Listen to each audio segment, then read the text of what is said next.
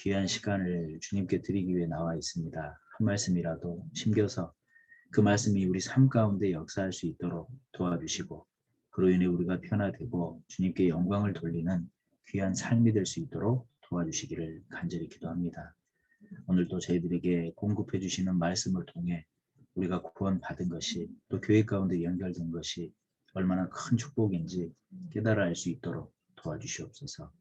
오늘 교제 모든 시정 주님께 감사드리며 저희를 사랑하시는 주 예수님의 이름으로 감사하며 기도드렸습니다. 아멘.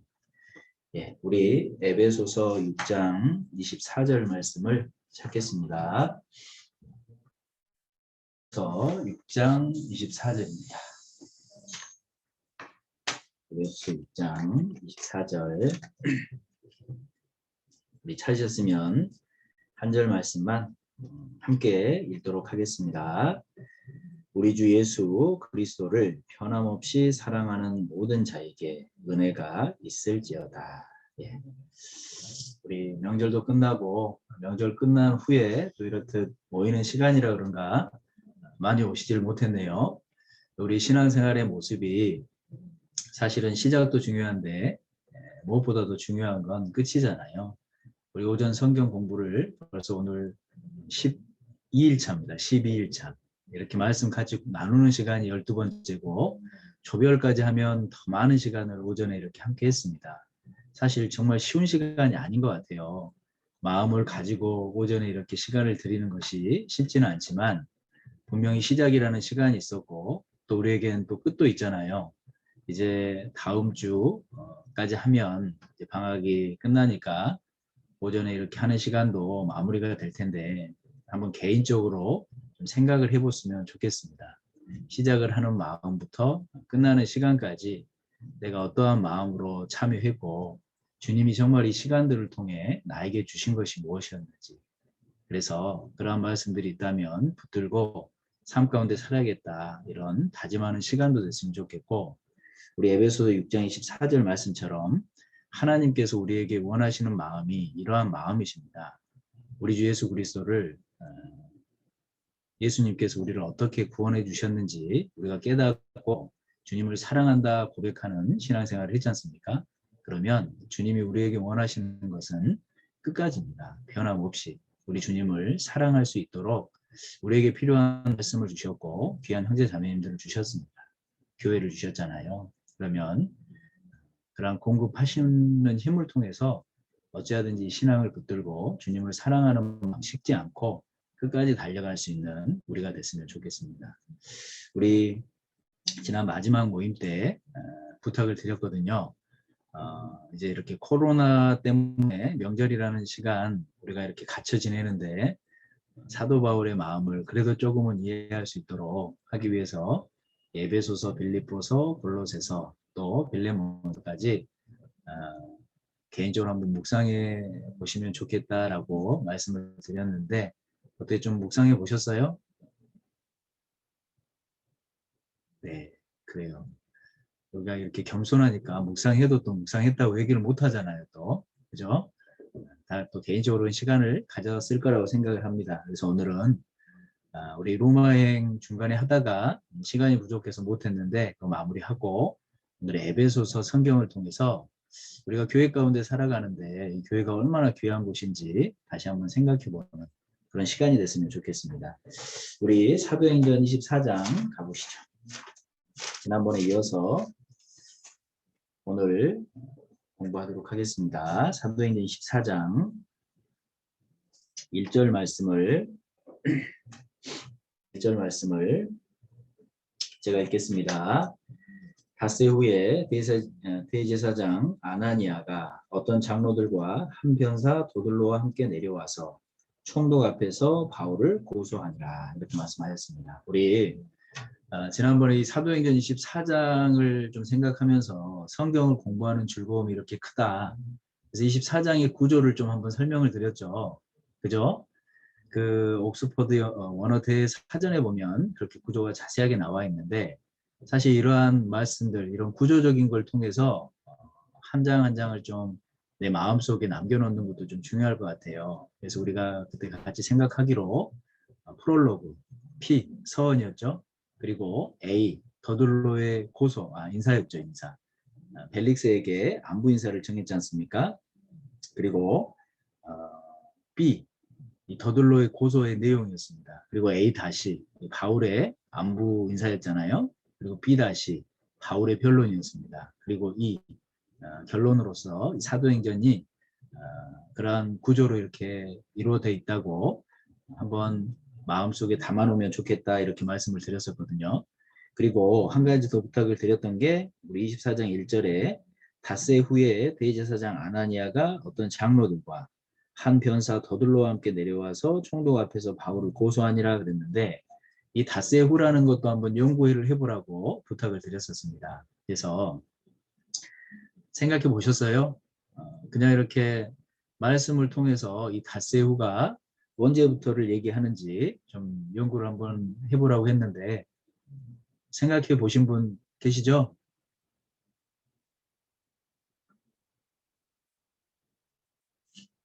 네. 그래요. 뭐 생각 못 해보셔도 돼요. 오늘 하면 됩니다. 네.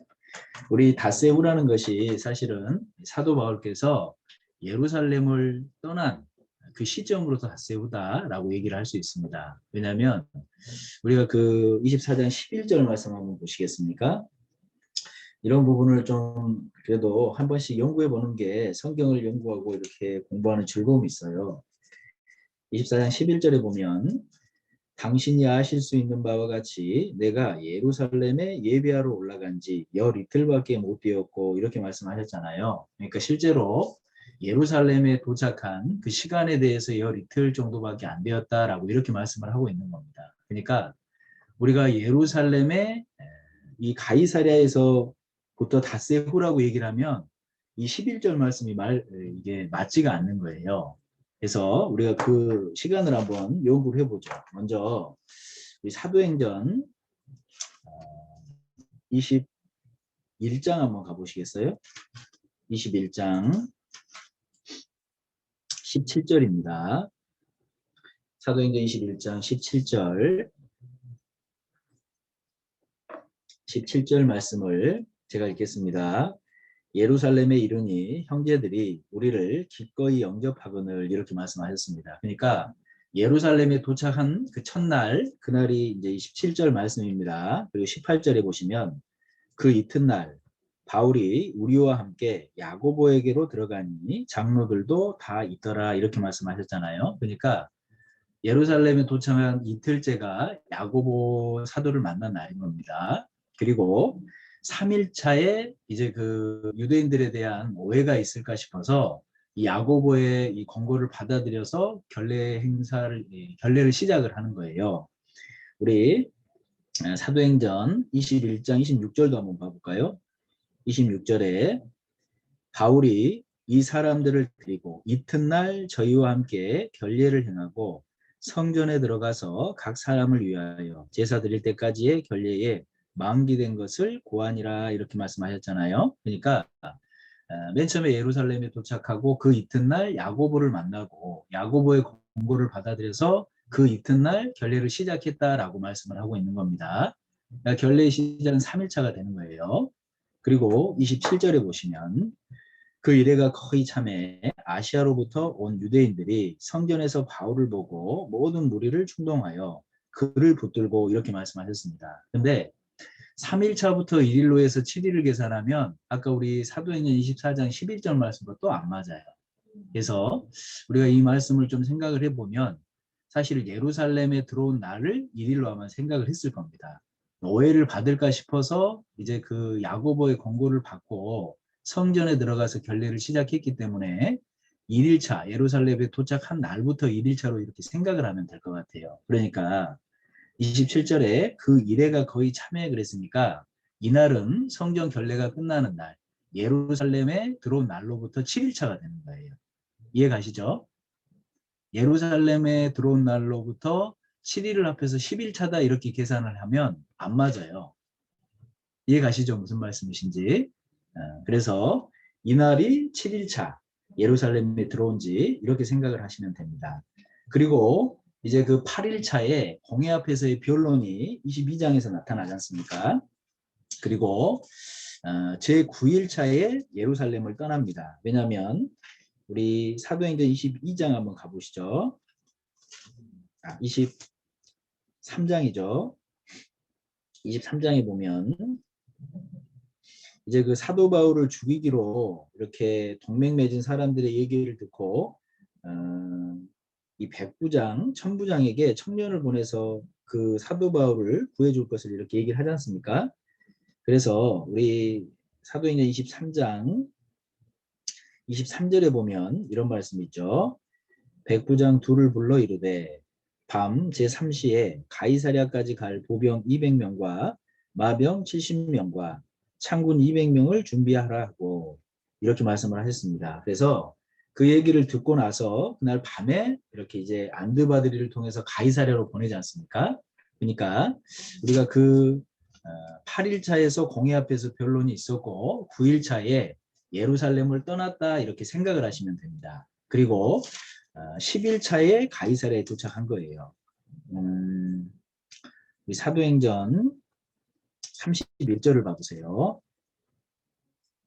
31절 보병이 명을 받은 대로 밤에 바울을 데리고 안디바드리에 이르러 이튿날 마병으로 바울을 호송하게 하고 영문으로 돌아가니라 이렇게 말씀하셨지 않습니까? 그러니까 예루살렘에 있던 보병들 군대들이 안디바드리까지 호송하고 다시 돌아갔잖아요. 그 군대는. 그리고 이 사도 바울을 가이사랴까지 32절에 보면 마병으로 바울을 호송하게 하고 돌아갔으니까 그 이튿날 그러니까 그 10일차에 되는 날 이 가이사랴에 도착했다라고 이렇게 계산을 해볼 수가 있는 겁니다. 그럼 이제 24장 1절이 이 닷새 후에라는 말씀이 언제부터인지 딱 나오죠. 보세요. 9일차에 예루살렘을 떠났다고 그랬습니다. 그러니까 그날부터 계산해 보죠. 9일차, 10일차에 가이사랴에 들어왔죠. 11일차, 12일차, 13일차.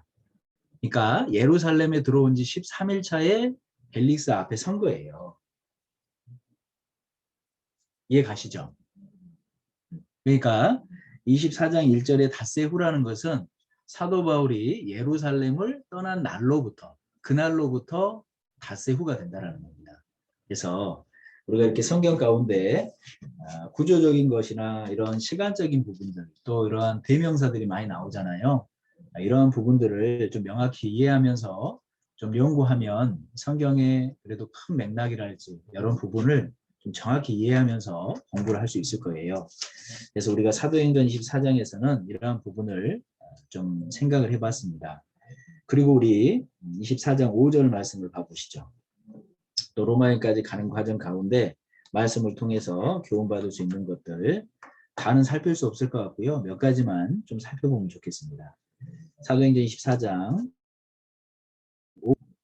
우리 말씀도 같이 읽죠.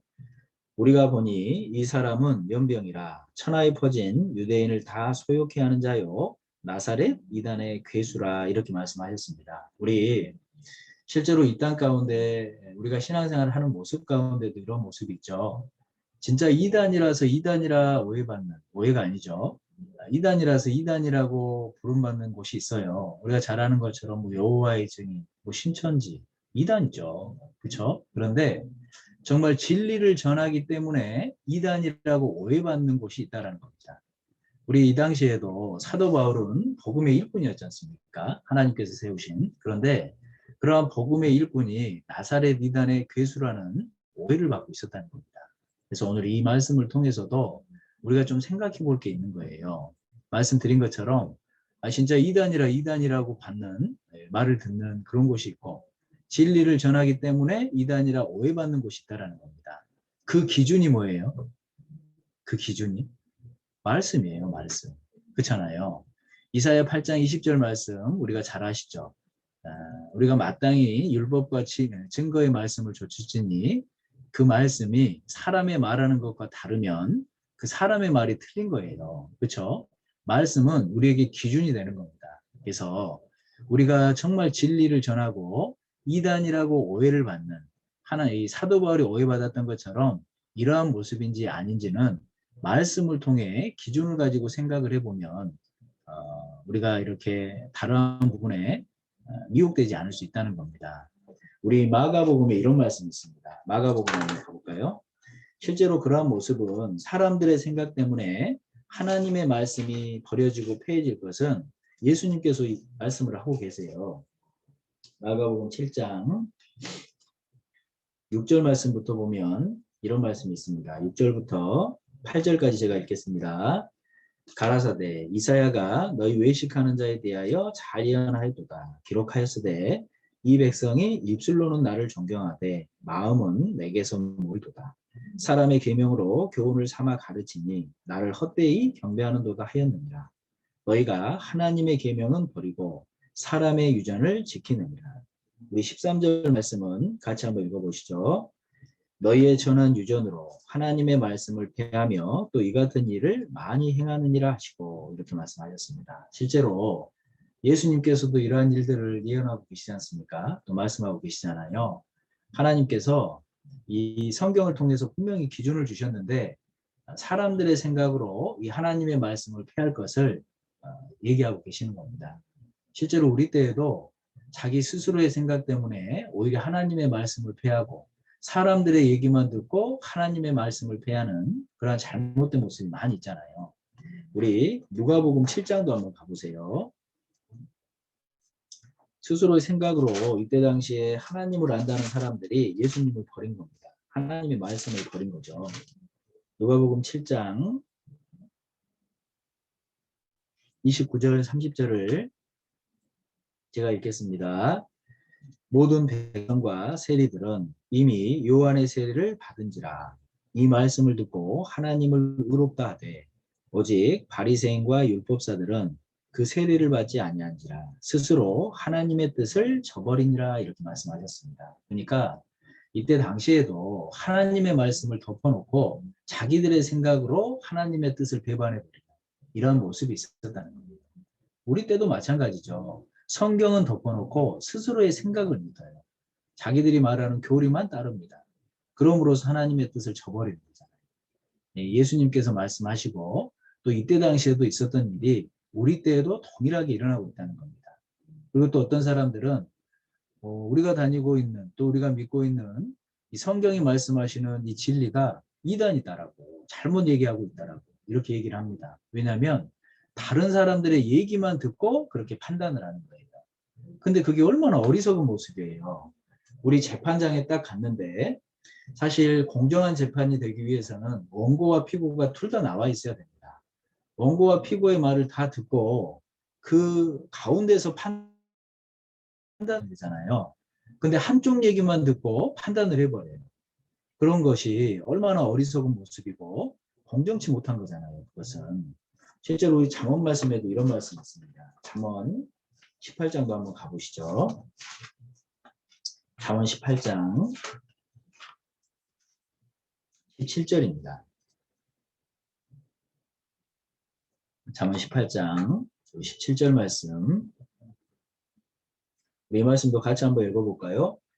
송사의 원고의 말이 바른 것 같으나 그 피고가 와서 밝히느니라 이렇게 말씀하셨어요. 그러니까 실제로 한쪽 얘기만 듣고 내가 스스로 판단했다 할지라도 다른 사람의 말도 그 상대되는 말도 들어보고 판단을 해야 되는데 그러지 못한다는 거예요. 그래서 실제로 우리 때에 우리가 알고 있는 이 진리, 성경을 통해 배운 이 교리를 많은 사람들이 이단이다, 잘못됐다 이렇게 얘기를 하는데 우리가 제대로 된 진리다라고 기준을 잡아야 되는 이유는 들었기 때문이다 이렇게 얘기하면 안 되죠.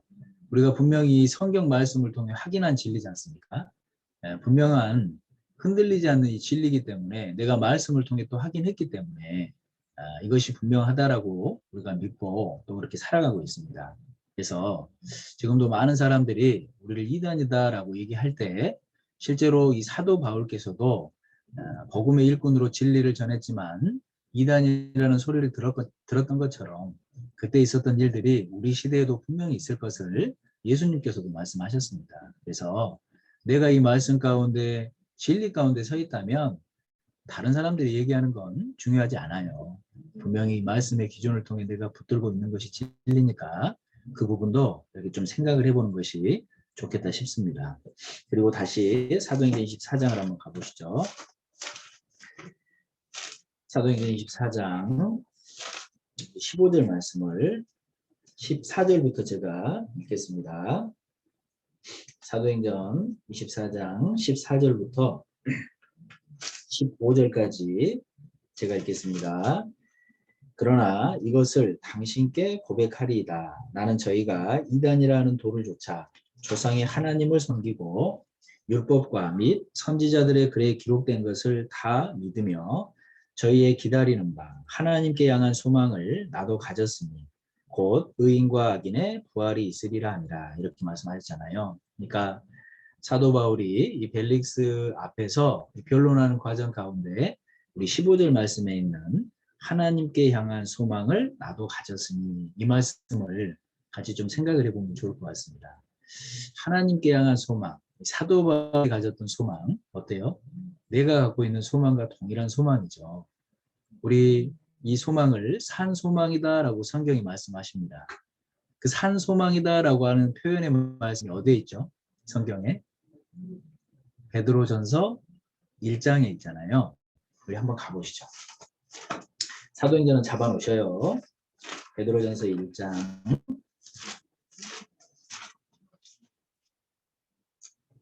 3절과 4절 말씀을 베드로전서 1장 3절 4절 말씀을 우리 같이 읽도록 하겠습니다. 찬송하리로다. 우리 주 예수 그리스도의 아버지 하나님이 그 많으신 긍휼대로 예수 그리스도의 죽은 자 가운데서 부활하심으로 말미암아 우리를 거듭나게 하사 산 소망이 있게 하시며 썩지 않고 더럽지 않고 쇠하지 아니하는 기업을 있게 하시나니 곧 너희를 위하여 하늘에 간직하신 것이라. 이렇게 말씀하셨습니다. 그러니까 실제로 하나님께서 우리의 모든 죄를 위해 죽으셨고 부활하셨습니다. 그 사실을 믿는 우리에게 산 소망을 주셨다, 이렇게 얘기를 하시는 거잖아요.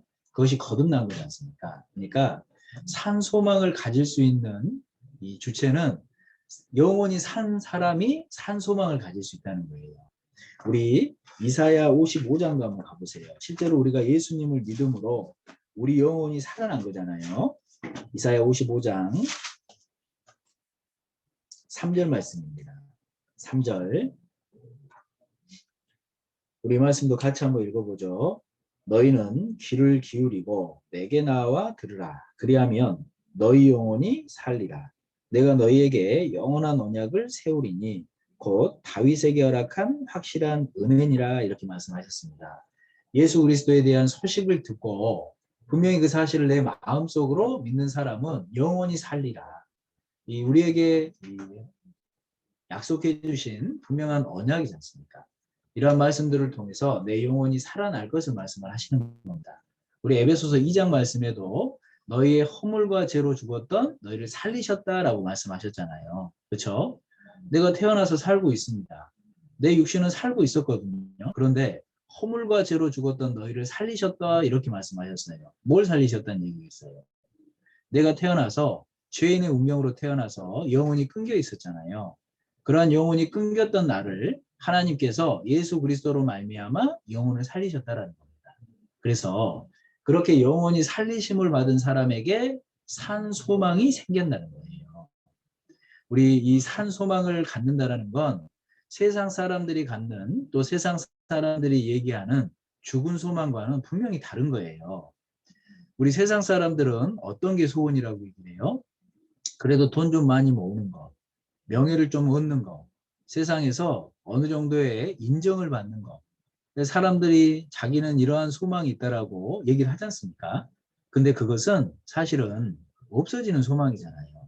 이 땅에서만 필요한 거잖아요. 그리고 내가 건강을 얻든 재물을 얻든 명예를 얻든 영원한 게 아니에요. 이 세상에 사람들이 얘기하는 소망은 그것은 잠시 있다가 없어지는 겁니다.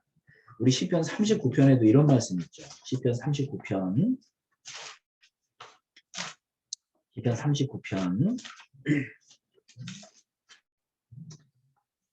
4절 말씀을 한번 보세요. 4절부터 4절부터 제가 읽겠습니다. 여호와여 나의 종말과 연한의 어떠함을 알게 하사 나로 나의 연약함을 알게 하소서. 주께서 나의 날을 손넓이만큼 되게 하심에 나의 일생이 주의 앞에는 없는 것 같사오니 사람마다 그 든든히 선 때도 진실로 허사뿐입니다. 진실로 각 사람은 그림자같이 다니고 헛된 일에 분요하며 재물을 쌓으나 누가 취할는지 알지 못하나이다 이렇게 말씀하셨습니다. 그러니까 세상 사람들이 추구하는 소망이라는 것은 잠시 있다 없어지는 거예요. 재물이든 건강이든 명예든 얻었다 하지만 그것이 영원한 게 아니라는 겁니다. 우리 그 시편 39편 5절에 보면 진실로 허사뿐입니다 이렇게 말씀하셨잖아요. 이 허사라는 게 헤벨이라는 히브리어예요. 헤벨이라는 히브리어가 뭐냐면 신기루입니다. 신기루. 그러니까 뭔가 막 있어 보여서 쫓아가죠. 막상 딱 잡으면 없어져 버리는 신기루와 같다는 거예요. 그러니 이 세상 사람들이 추구하는 소망은 죽은 소망이다라고 말하는 것이 맞지 않습니까? 근데 우리에게 영원히 거듭나서 하나님이 허락하신 산 소망은 없어지는 게 아니잖아요. 영원한 거잖아요. 죽은 소망과는 분명히 대비되는 거잖아요. 구별되는 거잖아요. 내가 이 소망을 갖고 있다는 게 얼마나 큰 겁니까?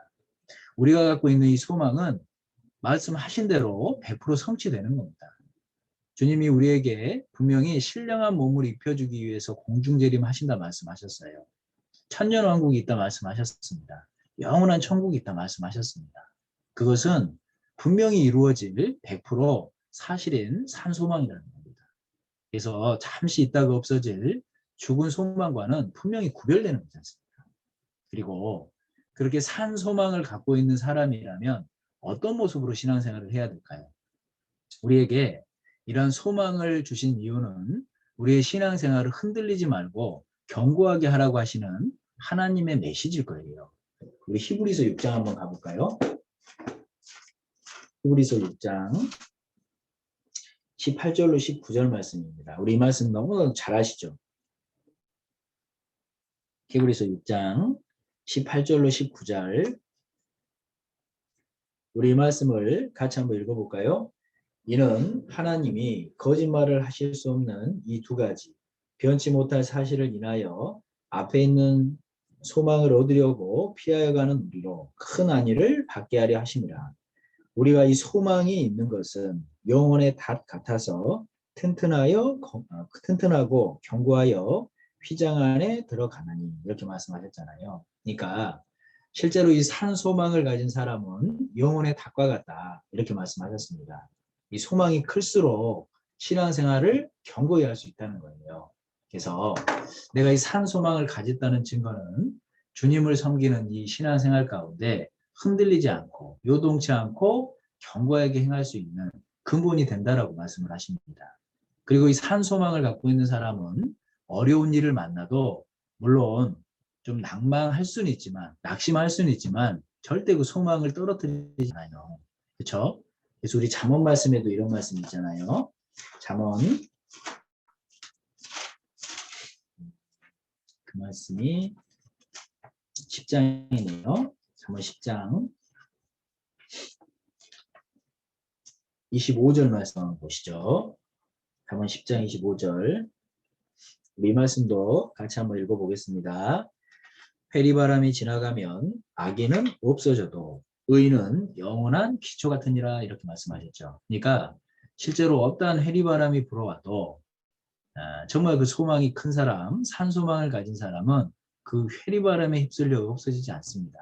의인은 영원한 기초 같다 그랬잖아요. 어떤 어려움을 만나도 그 산소망을 통해 그런 어려움을 능히 이겨낼 수 있다는 겁니다. 그래서 진정한 산소망을 갖고 있는 우리 그리스도인들은 어떠한 어려움을 만나더라도 영원한 기초와 같아서 흔들리지 않다 이렇게 말씀을 하고 계시죠.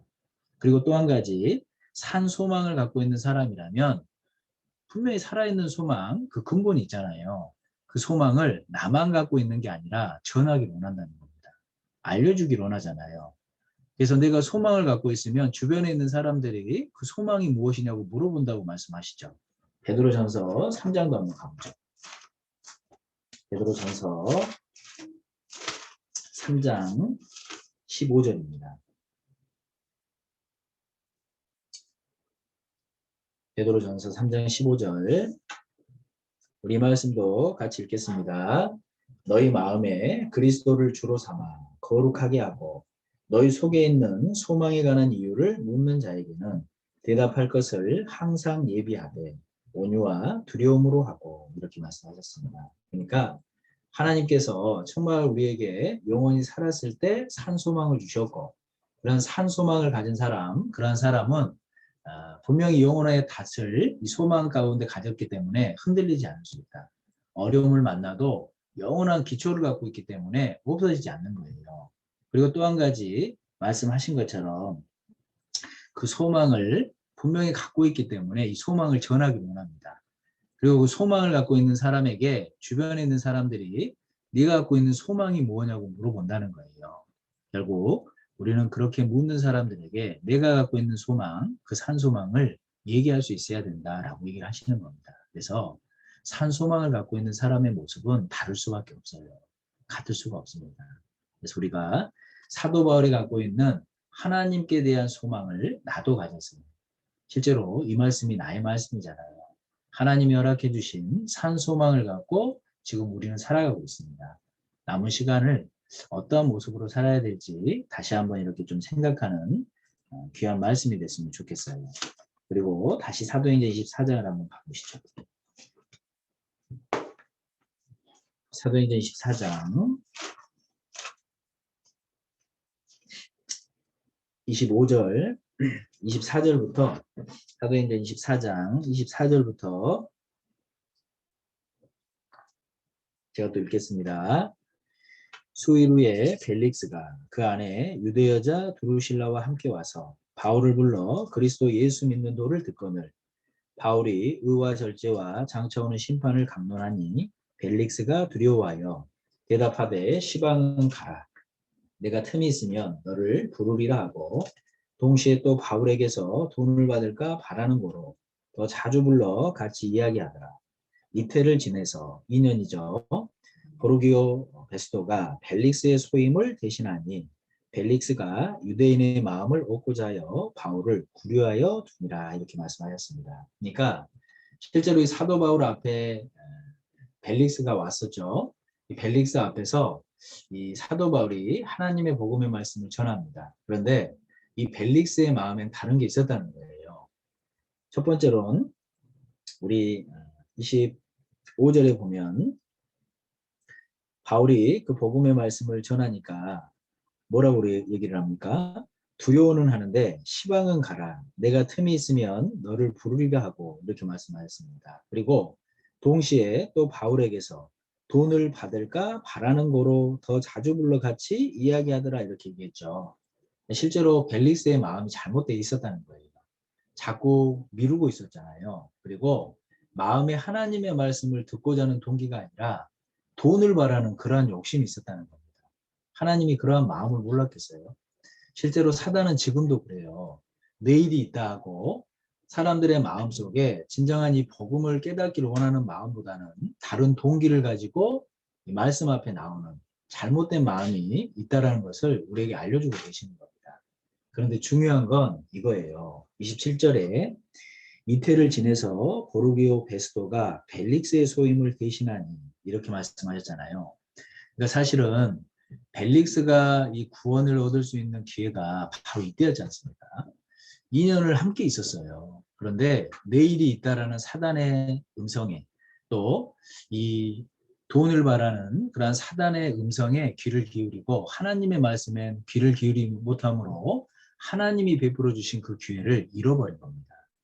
결국 이때 당시 유대인과 헬라인의 마찰에 의해서 이 벨릭스는 다시 소환되어 가지 않습니까? 그 사도 바울과 함께 말씀을 듣고 구원받을 수 있는 기회를 놓쳐버린 거예요. 그래서 우리도 이러한 모습이 되면 안 되겠다는 겁니다. 물론 구원은 받았지만 하나님께서 우리에게 많은 말씀을 통해 교훈하고 계십니다. 내가 정말 하나님 안에서 하나님의 뜻을 행하며 살 수 있는데 자꾸 미루거나 또는 다른 마음의 동기를 가지고 하나님의 말씀 앞에 나오지 못한다면 우리가 중림 안에서 구원은 받았지만 상급을 쌓을 수 있는 또 다른 많은 기회들을 놓치고 사는 거잖아요. 그래서 이 벨릭스의 모습을 통해서도 우리가 분명히 교훈 받아볼 수 있는 것들이 많다라고 생각을 합니다. 이렇게 해서 우리 사도행전을 쭉 공부를 하고 있는데 25장, 26장까지 이렇게 하나하나 풀다 보면 사실은 다 맞출 수는 없을 것 같고요. 25장, 26장은 좀 개인적으로 묵상을 해보십시오. 베스도 앞에서 아그리빠 왕에서 또 사도 바울의 변론의 모습이 나옵니다. 이 말씀 안에서도 우리가 얻을 수 있는 것들이 많을 거예요. 그래서 오늘 이 사도행전 28장까지 있는데 27장까지의 말씀을 마지막으로 좀 생각해보고 사도행전 로마행까지의 선교 여행은 좀 마치는 걸로 하면 좋을 것 같습니다. 우리 사도행전 27장을 한번 가보시죠. 사도행전 27장 제가 몇 절을 읽어드릴게요. 27장 1절부터입니다. 제가 군데군데 좀 읽겠습니다. 우리의 배 타고 이달리아로 갈 일이 작정되매 바울과 다른 제수 몇 사람을 아구 사도대의 백부장 율리오란 사람에게 맡기니 아시아 해변 각초로 가려 하는 아드라무테노 배에 우리가 올라 행선할세 마게도냐의 데살로니가 사람 아리스타고도 함께하니라. 6절입니다. 9절입니다. 여러 날이 걸려 금식하는 절기가 이미 지났으므로 행선하기가 위태한지라 바울이 저희를 권하여 말하되 여러분이여 내가 보니 이번 행선이 화물과 배만 아니라 우리 생명에도 타격과 많은 손해가 있으리라 하되 백부장이 선장과 선주의 말을 바울의 말보다 더 믿더라. 13절입니다. 남풍이 순하게 불매 저희가 득이한 줄 알고 닻을 감아 그레데 해변을 가까이 하고 행선하더니 얼마 못 되어 섬 가운데로서 유라굴로라는 광풍이 대작하니 18절입니다. 우리가 풍랑으로 심히 애쓰다가 이튿날 사공들이 짐을 바다에 풀어 버리고 사흘째 되는 날에 배의 기구를 저희 손으로 내어 버리니라. 23절입니다. 나의 속한 바 곧 나의 섬기는 하나님의 사자가 어젯밤에 내 곁에 서서 말하되 바울아 두려워 말라 내가 가이사 앞에 서야 하겠고 또 하나님께서 너와 함께 행선하는 자를 다 네게 주셨다 하였으니 그러므로 여러분이여 안심하라 나는 내게 말씀하신 그대로 되리라고 하나님을 믿노라 이렇게 말씀하셨습니다. 우리 이제 그 가이사랴에서 로마행으로 이 100기를 27장에 설명을 하고 계시는 겁니다. 근데 제가 마지막으로 이 사도행전 27장을 같이 좀 생각을 해보자고 하는 이유가 이 구원받은 이후에 이 세상이라는 바다를 항해하는 마치 그리스도인의 모습 같아서 같이 좀 생각을 해보면 좋겠다 싶어요.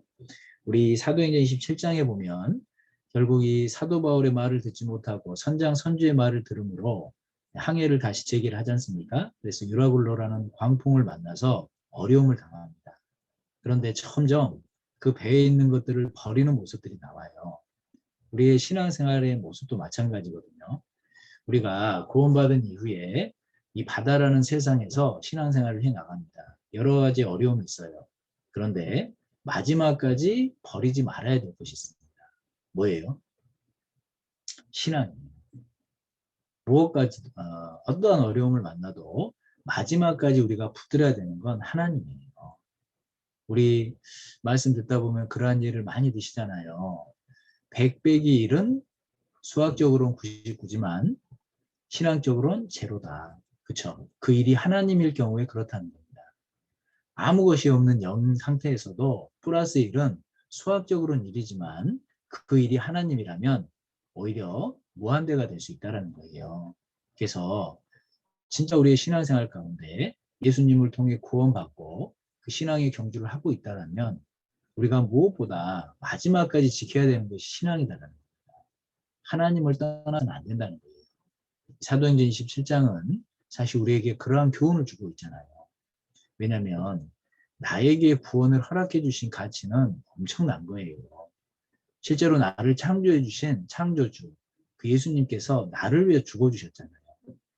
나를 살려주시기 위해서 나를 구원해 주시기 위해서 치러주신 그 목숨값 사실 다른 것과 비교해서 무엇보다 귀한 것이 우리의 구원이라는 겁니다. 그래서 우리 히브리서 2장 3절에 뭐라고 말씀하십니까? 이같이 큰 구원을 등한히 여기면 어찌 피하리. 우리가 받은 이 구원은 실로 무엇과도 비교할 수 없을 만큼 큰 가치가 있는 큰 구원이다 말씀하십니다. 그러니까 무슨 일이 있어도 이 신앙을 버리면 안 되는 거예요. 그래서 우리가 교회 가운데 말씀을 들으면서도 이 신앙 생활이 너무나도 귀하다라는 걸 알잖아요. 그리고 이 신앙, 이 하나님을 끝까지 쫓기 위해서 우리 마음속에 품어야 되는 것이 무엇일지 좀 생각해 볼 필요도 있다는 겁니다. 먼저 내가 이 주님 오실 때까지 신앙생활을 끝까지 해야 되는데 이 신앙생활을 끝까지 하기 위해서 주님을 붙들기 위해서 우리 마음속에 품어야 되는 것은 먼저는 주님 안에서 예산을 세워야 된다는 거예요. 그리고 하나님 우선주의 삶을 살기로 마음의 결심을 해야 된다는 겁니다. 우리 누가복음 14장 말씀 기억하실 거예요. 누가복음 14장에 보면 망대 하나를 세우더라도 예산을 갖고 시작하지 않냐고 말씀하시잖아요. 짓다가 돈이 없어요. 그럼 비웃음거리가 되잖아요. 그럼 망대를 짓더라도 예산을 갖고 신앙생활을 하는 겁니다. 시작을 하는 겁니다. 전쟁을 할 때도 마찬가지죠. 상대와 우리의 전력을 비교해서 안 될 것 같으면 화친을 청하는 게 지혜일 수 있어요.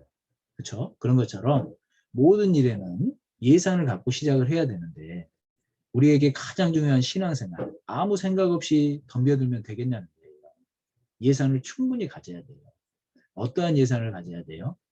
정말로 다른 건 다 잃더라도 신앙은 버리지 않겠다라는 그 예산, 어떠한 것보다도 하나님을 우선시하는 그러한 예산. 어찌 보면 우리의 목숨까지도 그 신앙생활이라는 예산에 포함하고 달리는 사람이 이 믿음을 끝까지 지킬 수 있다. 하나님은 말씀하시는 겁니다. 그래서 그러한 사람이 실제로 하나님 우선주의의 삶도 살잖아요. 우리 누가복음 14장 한번 가보죠. 그 예를 들면서 이렇게 말씀하시지 않습니까? 누가복음 14장 33절 말씀을 보시죠. 33절은 우리 찾으셨으면 같이 한번 읽겠습니다. 이와 같이 너희 중에 누구든지 자기의 모든 소유를 버리지 아니하면 능히 내 제자가 되지 못하리라 이렇게 말씀하셨습니다. 그래서 내가 무엇보다도 이 신앙을 지키기 위해서 내 모든 어떠한 소유보다도 하나님 우선주의의 삶, 이러한 삶을 결단하고 결심하는 것이 가장 중요하다라고 생각할 수 있을 겁니다. 그리고 정말 이 신앙을 끝까지 지키기 위해서 두 번째로 필요한 것이 이 선장을 잘 만나야 되잖아요. 말씀드린 것처럼 우리가 이 세상이라는 바다를 항해하는데 이 배를 타고 가는데 배의 이 선장 역할을 하는 그 앞에서 이끄는 사람의 모습, 그 능력이 너무나도 중요한 겁니다. 그런 것처럼 우리가 이 세상이라는 바다를 항해해 나가는데 선장이 누구냐가 정말 중요하잖아요. 그래서 만약에 우리 그 지난 겨울 동계수련회 들었던 것처럼 뭐 사단이 선장이 되거나 세상이 선장이 되거나 내가 선장이 되면 가다가 침몰되기 십상이에요. 잘못된 길로 갈 수밖에 없잖아요. 우리가 정말 이 세상이라는 바다를 항해하는데 우리의 진정한 선장은 주님이 되어 주셔야 된다. 이렇게 말씀해 주셨습니다. 그래서 우리 마음속에 이 신앙을 끝까지 지키기 위해서 우리 주님을 선장 삼고 달려야 돼요. 우리 제가 이제 이렇게 군생활을 배를 타봐서 그 부분은 참 공감이 되는데 이 배를 이끄는 선장의 능력이랄지 마음이 정말 중요합니다. 사실 선장의 능력이 없으면 늘 위험해요, 배가. 근데 제가 이렇게 탔던 그 함장님은요, 그 바다에서 정말 오랜 시간을 많은 경험을 갖고 있는 능력이 있는 분이었어요. 그리고 무엇보다도 승조원들을 정말 생각하는 마음이 넓으신 분이었습니다. 그러니까 모든 그 승조원들이 그 함장님을 존경하고 따랐거든요. 능력도 되죠, 마음도 되죠. 실제로 우리도 마찬가지잖아요. 신앙이라는 이 배 가운데 타 올라와 있습니다. 선장님이 우리 주님이시라면 주님은 명철이 또 지혜가 한이 없으시잖아요. 그리고 우리를 사랑하는 마음이 누구보다 크시잖아요. 그러니까 진정 우리의 신앙생활 가운데 주님을 선장 삼으면 사실은 걱정할 일이 없다는 겁니다. 그리고 또 세 번째로는 이 신앙을 끝까지 지키기 위해서는요. 배를 키워야 돼요. 배를. 우리 말씀드린 것처럼 제가 이제 배를 탔는데 이 배가 크기마다요 맡기는 역할이 달라요. 이 큰 배는 더 먼 바다에 나가서 더 큰 임무를 수행합니다. 그런데 작은 배는 늘 근처에서 왔다 갔다 하는 거예요. 그런 것처럼 우리의 믿음도 키워야지 하나님께 더 쓰임 받을 수 있다는 겁니다. 그래서 내가 맨 처음에 구원받고 시간이 지나면 지날수록 내 믿음이 커져야 돼요. 그것이 바로 큰 배가 되는 것입니다. 그러면 그렇게 점점 믿음이 커지는 사람을 하나님은 사용하시는 겁니다.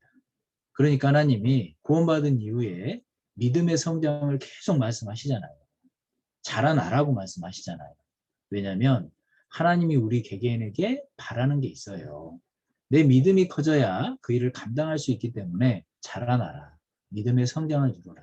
이렇게 말씀을 하시는 겁니다. 그리고 무엇보다 중요한 이 신앙을 지키기 위해서는 하나님 그리고 이 말씀에 대한 믿음이 너무나도 중요하다는 거예요. 우리 사도행전 27장 다시 한번 가보죠. 우리 마지막으로 읽었던 말씀입니다. 사도행전 17장 우리 25절 말씀 25절 말씀 우리 말씀을 다시 한번 같이 한번 읽어보죠.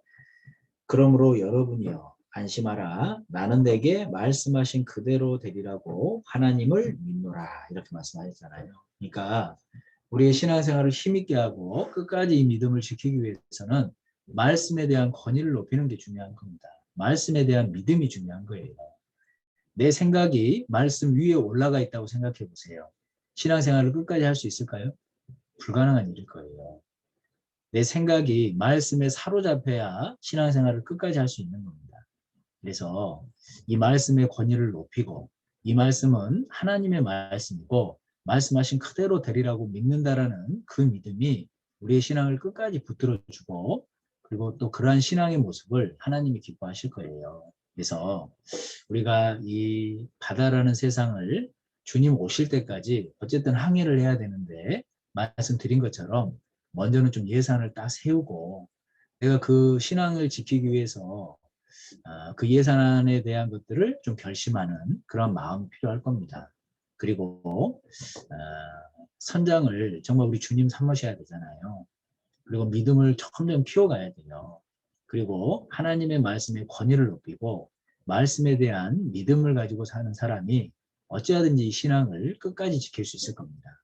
그래서 우리 사도행전 27장 말씀을 여러 번 읽어보면서 정말 우리 믿음의 신앙, 이 항해를 좀 비교해서 좀 교훈을 받아보시면 많은 도움이 될 거예요. 그리고 우리 결국은 이제 28장에 보면 로마에 도착해서 복음을 전하시는 사도 바울의 모습을 볼 수 있는데 이 모든 과정이 사실은 복음을 위한 길이었다. 하나님의 보호하심이었다. 이러한 것을 우리가 생각해 볼 수 있잖아요. 분명히 목적이 정해진 길이었다는 겁니다. 실제로 하나님께서 사도 바울께서 로마에 가서 하나님의 복음 전할 것을 말씀하시잖아요. 말씀하신 대로 이루어가는 과정이라는 거예요. 그래서 우리 이 육신적으로는 좀 비참해 보이는 모습이지만 결국은 사도 바울이 로마에 가서 복음을 전하기 위해서 호송되는 과정이 가장 안전한 모습일 수 있다는 겁니다. 그냥 사도 바울이 자유롭게 로마까지 간다라고 생각하면 사도 바울을 없애려고 했던 많은 음모 세력이 있었는데 그들에 의해서 사실 그 복음의 역사가 중단될 수도 있잖아요. 그런데 하나님은 육신적으로는 좀 비참해 보이더라도 이 죄인의 모습으로 호송이 돼서 군인들에게 지킴받음으로 로마까지 가는 그러한 과정이 사실은 가장 안전하고 그게 하나님의 보호일 수 있다는 거예요. 그래서 우리의 삶 가운데도 마찬가지입니다. 분명히 목적이 있어요. 그 목적의 과정 가운데 복음을 전하는 그러한 귀한 일이 우리에게 맡겨져 있습니다. 사도 바울의 이러한 여정들을 쭉 생각을 해보면 그러한 교훈도 받아볼 수 있고 또 사도행전 27장 2절에 보면 이런 말씀 있죠. 2절에 아시아 해변 각초로 가려 하는 아드라문테노 배에 우리가 올라 행선할세. 마게도냐의 데살로니가 사람 아리스다고도 함께하니라 이렇게 말씀하셨습니다. 우리 실제로 이 사도 바울이 로마까지 가는 이 과정 가운데 함께했던 아리스타고 동역자잖아요. 그래서 우리가 이 성경을 쭉 읽다 보면 실제로 이 모세에게도 여호수아와 아론과 같은 동역자들이 있었고, 다니엘에게도 세 친구와 같은 동역자가 있었고, 사도 바울의 복음을 전하는 일에도 많은 동역자가 있었잖아요. 누가도 있었고 디모데도 있었고 또 실라도 있었고. 그래서 실제로 우리의 신앙생활 가운데도 함께하는 동역자들이 있다는 것을 좀 기억했으면 좋겠습니다. 우리 이렇게 화면상에 지금 같이 하고 있는 모든 분들이 하나님이 나를 위해서 준비해 두신 동역자들이잖아요. 그런 동역자라는 부분도 우리가 신앙생활에 큰 도움이 되니까 좀 생각해보는 그런 시간이 됐으면 좋겠습니다. 그래서 우리 사도행전, 사도 바울 선교 여행을 지도로도 좀 찍어보고 이 사도행전 말씀 가운데 여러 가지 부분을 좀 교훈을 받아봤습니다. 결국은 이제 사도 바울이 로마까지 와서 옥에 갇히죠. 그래서 옥에 갇힐 때 이 옥중서신이라고 하는 네 권의 서신서를 보냅니다. 에베소서, 빌립보서, 골로새서, 빌레몬서. 그래서 우리 남은 시간 이제 겨울 수련회 빼면 오는 목요일 그리고 그 다음 주 목요일 네 번 이렇게 저와 함께 할 수 있는 시간일 것 같은데, 오늘은 에베소서까지는 좀 생각을 해봐야 될 것 같아요. 그리고 다음엔 빌립보서, 골로새서, 빌레몬서까지 이 옥중서신 서신 네 권을 간단히지만 좀 이렇게 교훈받을 부분을 좀 생각해 보면 좋을 것 같습니다. 그래서 오늘은 우리 에베소서를 좀 생각을 해보면 좋겠어요. 우리 에베소서 한번 가보시죠. 에베소서. 에베소서.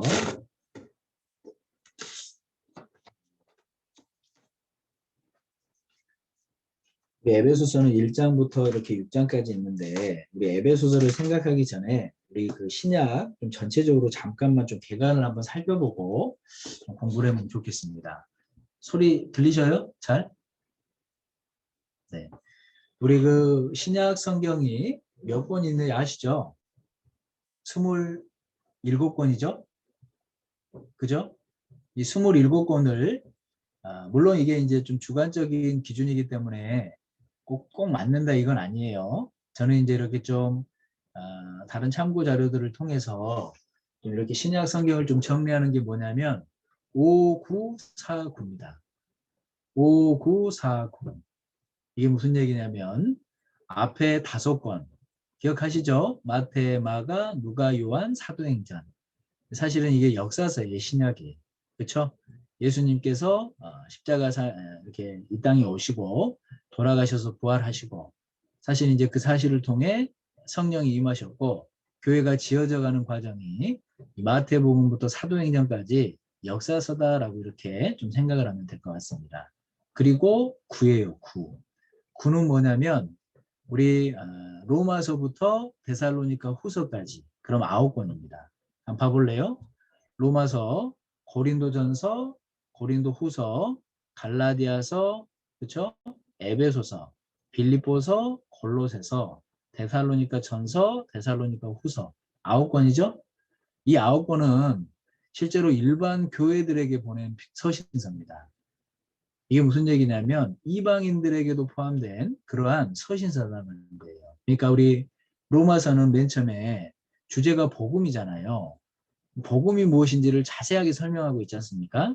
이방인들에게 하나님 곧 예수 그리스도를 믿음으로 얻는 이 신칭의 원리가 잘 설명된 서신서라는 거예요. 그리고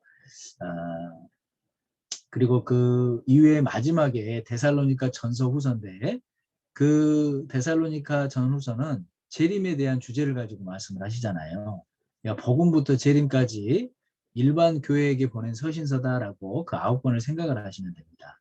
그리고 5, 9, 4. 4는 개인 서신.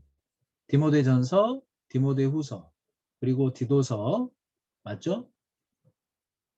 그리고 빌레몬서. 이렇게 4권을 개인 서신 이렇게 좀 생각을 하면 됩니다. 그리고 다시 9예요.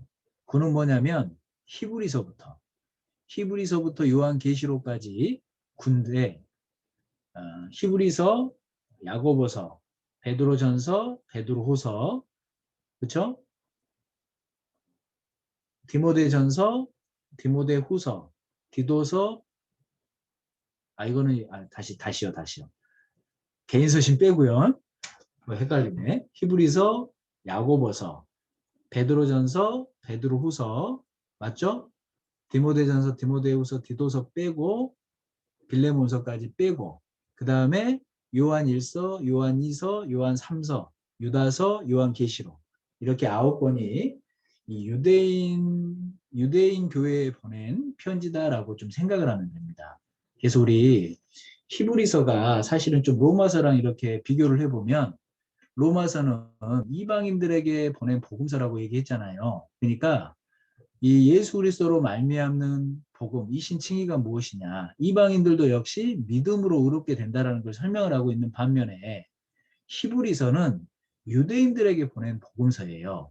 그러니까 유대인들이 딱 들으면 칼로 찌르는 것 같은 복음서입니다. 왜냐하면 실제로 이 유대인들에게 천사, 또 모세, 아론, 여호수아는 사실 엄청난 존재들이잖아요. 그렇죠? 그런데 그렇게 엄청나다라고 생각하는 사람들보다 더 우월적인 존재가 예수님 아니냐. 그리고 너희들이 매년마다 지냈던 그러한 대속법은 그림자고 실체로 오신 분이 예수님 아니냐. 그걸 설명하는 게 히브리서예요. 그러니까 사실 우리 이방인들이 생각할 때보다는 유대인들이 이 히브리서를 통해서 예수님을 설명하시는 그러한 부분을 생각해 보면 사실은 유대인들에게는 어찌 보면 아주 칼로 찌르는 듯한 복음서가 히브리서가 된다는 겁니다. 그리고 요한계시록이 마지막인데 이 요한계시록은 결국은 주님이 다시 오실 것을 설명을 하고 있잖아요. 그래서 우리 로마서부터 데살로니가 전후서까지 또 히브리서부터 요한계시록까지 일반 교회에 보낸 편지와 유대인들에게 보낸 편지, 물론 이게 주관적인 거예요. 그렇기 때문에 5, 9, 4, 9로 나누면 신약 성경을 좀 이해하는데 조금은 더 도움이 되지 않을까 싶어서 좀 설명을 드렸습니다. 그리고 우리가 이 성경은 결국은요 주신 이유가 있잖아요. 서신서 한 권 한 권에 하나님이 나에게 주신 이유를 좀 생각할 수 있고 주제를 생각할 수 있다면 많은 도움이 됩니다. 아까 우리 로마서 말씀을 드렸는데 로마서 전에 먼저는 이 복음서 가운데 요한복음을 주셨잖아요. 하나님이 우리에게 성경을 주신 이유들이 분명히 있어요. 먼저는 요한복음을 주신 이유가 우리에게 예수님이 하나님의 아들이시고 영생을 얻게 하려고 요한복음을 주셨다라고 말씀하시잖아요. 우리 요한복음 21장 한번 가볼까요? 요한복음 21장입니다. 요한복음 20장 31절이죠. 20장 31절. 요한복음 20장 31절 말씀을 우리 같이 한번 읽겠습니다. 오직 이것을 기록함은 너희로 예수께서 하나님의 아들 그리스도이심을 믿게 하려 하며 또 너희로 믿고 그 이름을 힘입어 생명을 얻게 하려 함이니라 이렇게 말씀하셨습니다. 그러니까 우리에게 요한복음을 주신 이유는 영생을 얻으라고 주신 거예요. 그죠? 그리고 로마서를 주셨습니다. 로마서를 주신 이유는 뭐냐면 실제로 이 로마서의 주제가 복음이잖아요. 우리 로마서도 한번 찾아보시죠. 로마서 1장 16절로 17절입니다. 16절로 17절. 제가 읽겠습니다. 내가 복음을 부끄러워하지 않냐노니 이 복음은 모든 믿는 자에게 구원을 주시는 하나님의 능력이 됩니다. 첫째는 유대인에게요. 또한 헬라인에게로다. 복음에는 하나님의 의가 나타나서 믿음으로 믿음에 이르게 하나니 기록된 바 오직 의인은 믿음으로 말미암아 살리람과 같으니라 그랬지 않습니까? 그러니까 말씀드린 것처럼 이 로마서의 주제는 복음입니다. 사람들이 이 복음을 믿음으로 의롭게 함 받고 구원받은 이후에도 믿음으로 살아가는 것이 신앙이다. 이걸 설명하는 것이 로마서예요. 그리고 우리에게 또 갈라디아서라는 서신서를 주셨습니다. 갈라디아서도 마찬가지죠. 율법의 행위가 아니라 복음을 믿음으로 구원받는 것이다. 그리고 그게 은혜잖아요. 그리고 이후에도 믿음으로 내 안에 성령이 들어와 계신 걸 믿고 그 성령의 인도를 따라 살아가는 것이 신앙생활이다. 여기 성령의 인도함을 받는 사람이 성령의 열매를 맺는다. 그래서 우리 갈라디아서 5장 22절 23절에 보면 성령의 9가지 열매를 분명히 설명하시잖아요. 사랑, 희락, 화평, 오래 참음, 자비, 양선, 충성, 온유, 절제. 이 성령의 9가지 열매를 맺을 수 있는 사람은 실제로 성령의 인도함을 받고 사는 그러한 사람이다라는 것을 갈라디아서는 설명하고 계십니다. 그리고 빌립보서는 이 교제가 무엇인지를 설명하시잖아요. 그렇죠? 빌립보서의 주제가 실제로 이 복음을 통해서 구원을 받고 이 복음 안에 사는 것이 교제다. 말로만 이렇게 모였다가 흩어지는 게 아니고 실제로 그 복음을 위해서 함께 교제하고 또 그 복음을 위해서 고난도 받고 또 그 복음을 위해서 물신양면으로 지원하는 거, 함께하는 거, 그게 교제다. 그걸 설명하는 것이 빌립보서라는 겁니다. 그리고 골로새서는 실제로 예수님은 하나님이시잖아요. 그런 예수님의 신성을 자세하게 우리에게 설명하시는 책이 골로새서라는 거예요. 그리고 오늘 우리가 잠깐 생각해 볼 이 에베소서라는 말씀은 우리 그리스도인들에게 교회가 무엇인지를 자세하게 설명하는 책이 에베소서입니다. 그런데 이 에베소서를 쭉 살펴보면요. 교회가 비밀이다라고 이렇게 설명을 하셔요. 우리 에베소서 1장 다시 가볼까요? 비밀이라고 이렇게 표현을 하는데 에베소서에 이 비밀이라는 단어가 4번 나옵니다. 에베소서 1장 9절 말씀 한번 보시죠. 에베소서 1장 9절입니다. 제가 읽을게요. 그 뜻의 비밀을 우리에게 알리셨으니 곧 그 기쁘심을 따라 그리스도 안에서 때가 찬 경륜을 위하여 예정하신 것이니 이렇게 말씀하셨죠. 네, 그 교회가 비밀이다 이렇게 설명을 하고 계셔요. 3장에도 보면 3장 3절에도 곧 계시로 내게 비밀을 알게 하신 것은 내가 이미 대강 기록함과 같으니 이것을 읽으면 그리스도의 비밀을 내가 깨달은 것을 너희가 알 수 있으리라 그랬잖아요. 이 4절에 이것이 뭘 얘기합니까? 에베소서예요. 에베소서. 이 에베소서라는 서신서를 읽으면 그리스도의 비밀을 깨달을 수 있다. 이게 교회지 않습니까? 그리고 9절에도 보면 영원부터 만물을 창조하신 하나님 속에 감추었던 비밀의 경륜이 어떠한 것을 드러내게 하려 하심이라 이렇게 말씀하셨습니다. 그리고 에베소서 5장에도 한번 가보세요. 에베소서 5장 32절입니다. 에베소서 5장 32절도 제가 읽겠습니다. 이 비밀이 크도다. 내가 그리스도와 교회에 대하여 말하노라 이렇게 말씀하셨잖아요. 그러니까 실제로 이 남편과 아내에 대한 모습을 통해서 그리스도와 교회의 관계를 설명을 하고 계시는 겁니다. 이 비밀이 크도다. 그래서 우리에게 하나님이 이 교회가 비밀이다라는 것을 계속해서 얘기하시는데 그러니까 아무도 알면 안 되는 비밀이 아니라는 거예요. 마음을 열고 실제로 이 비밀, 이 교회는요. 이미 사도들과 선지자를 통해서 나타낸 진리잖아요. 그러니까 열려있는 비밀이에요. 마음을 갖고 말씀에 창념하고 하나님의 뜻을 행하는 사람에게 계속해서 열어주시는 비밀, 오픈 시큐릿이라고 얘기를 하잖아요. 실제로 복음도 마찬가지였던 것처럼 이 교회도 하나님이 열어주셔야 사실은 깨닫게 될 수 있는 비밀이라는 겁니다. 그러니까 다 덮어놓고 아무도 깨달을 수 있는 것이 아니다. 이게 아니라 마음을 갖고 다가가기만 한다면 더 많은 것을 깨달을 수 있는 하나님이 나타내신 진리라는 거예요. 그래서 이 교회를 비밀이다라고 이렇게 설명을 하고 계시지 않습니까? 그래서 우리 이 에베소서 1장부터 6장까지 보면 실제로 우리가 정말 이 교회 안에서 얻을 수 있는 것이 얼마나 많은지 좀 살펴볼 수 있습니다. 그래서 먼저는 좀 이 에베소서를 장별로 큰 주제를 좀 정리를 하는 게 이 각 단락마다 읽으면서도 많은 도움을 좀 얻을 수 있어요. 먼저는 우리 1장은 주제가 교회는 머리 대신 그리스도의 몸이다. 이걸 설명하고 있죠. 그죠?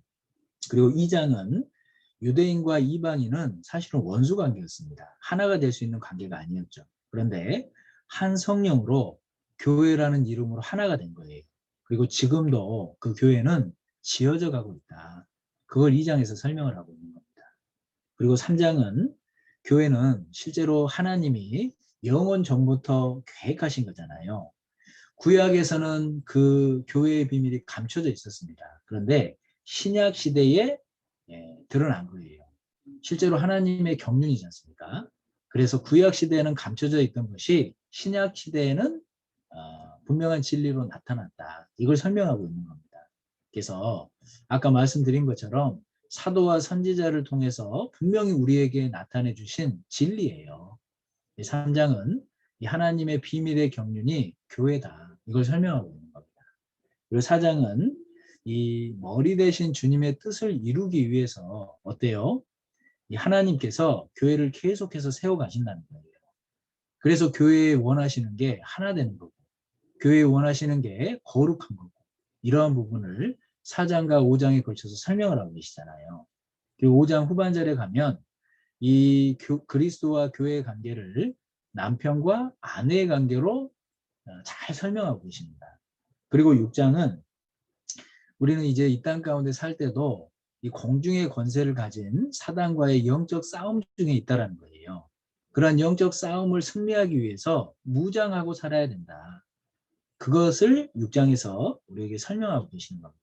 그래서 먼저는 이 에베소서 각 장별로 우리에게 말씀하시는 주제가 무엇인지 좀 잘 생각해 보면 이 세부적으로 읽을 때도 많은 도움이 될 거예요. 그래서 이 장별로 또 우리가 좀 이해하기 쉽기 위해서 큰 단락을 가지고 좀 교훈을 받아보면 좋겠습니다. 먼저 우리 1장은 교회는 머리 대신 그리스도의 몸이다 이렇게 설명을 드렸어요. 그래서 먼저는 그 구원이 무엇인지 하나님의 구원 계획을 통해서 우리에게 밝히고 계십니다.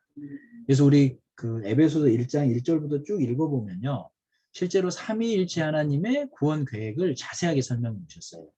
하나님은 교회를 영원 전부터 계획해 놓으신 겁니다. 예수 그리스도를 통해서. 그리고 예수 그리스도는 그 일을 이루신 거예요. 성령은 그게 참이다, 인치셨다 이렇게 얘기를 하시는 겁니다. 우리 에베소서 1장 3절 한번 보시죠.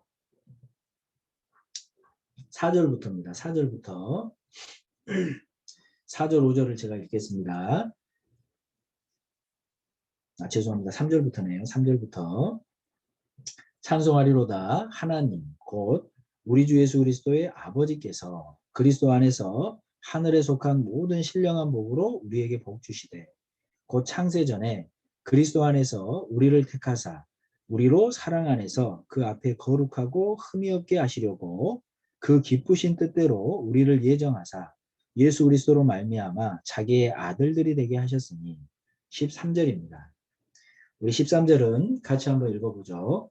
그 안에서 너희도 진리의 말씀 곧 너희의 구원의 복음을 듣고 그 안에서 또한 믿어 약속의 성령으로 인치심을 받았으니 이렇게 말씀하셨잖아요. 그러니까 하나님은 계획하셨고 예수 그리스도는 그 일을 이루셔서 우리를 아들 삼아 주신 겁니다.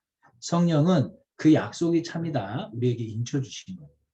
그래서 우리 좀 전에 읽은 이 에베소서 1장 말씀은 삼위일체 하나님이 우리를 향하신 구원 계획 그 일을 어떻게 이루어 주셨는지 자세하게 설명하고 있잖아요.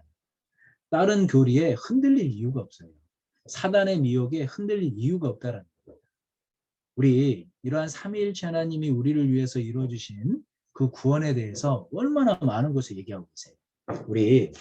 우리 그 말씀도 한번 찾아보죠. 로마서도 보면 실제로 삼위일체 하나님의 구원 계획을 자세히 설명하고 계시잖아요. 1장 2절부터 한번 봐보세요.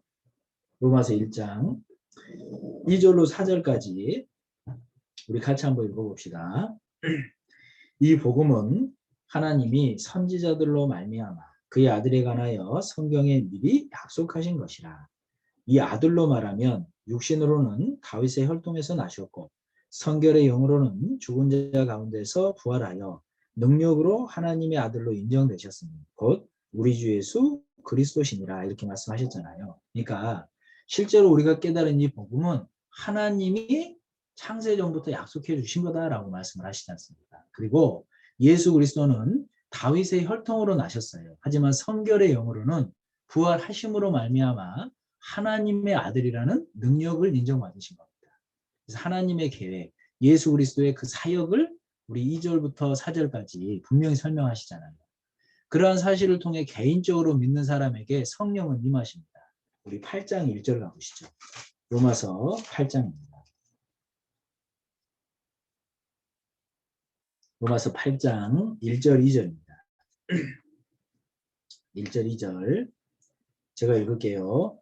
그러므로 이제 그리스도 예수 안에 있는 자에게는 결코 정죄함이 없나니 이는 그리스도 예수 안에 있는 생명의 성령의 법이 죄와 사망의 법에서 너를 해방하였습니다. 이렇게 말씀하셨습니다.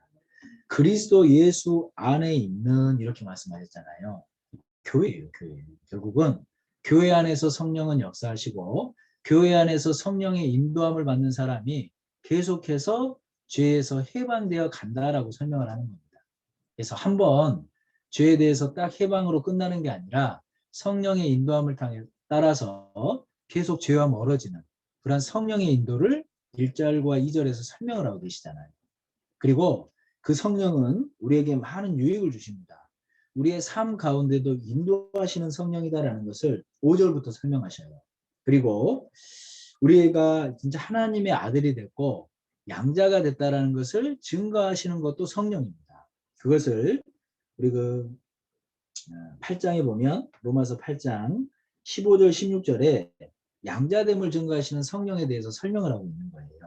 그리고 18절부터 25절에 보면 결국은 주님이 공중재림하시면 우리의 몸의 구원, 몸의 구속을 이루어 주실 것도 성령이 증거하신다. 이걸 설명을 하고 계시는 겁니다.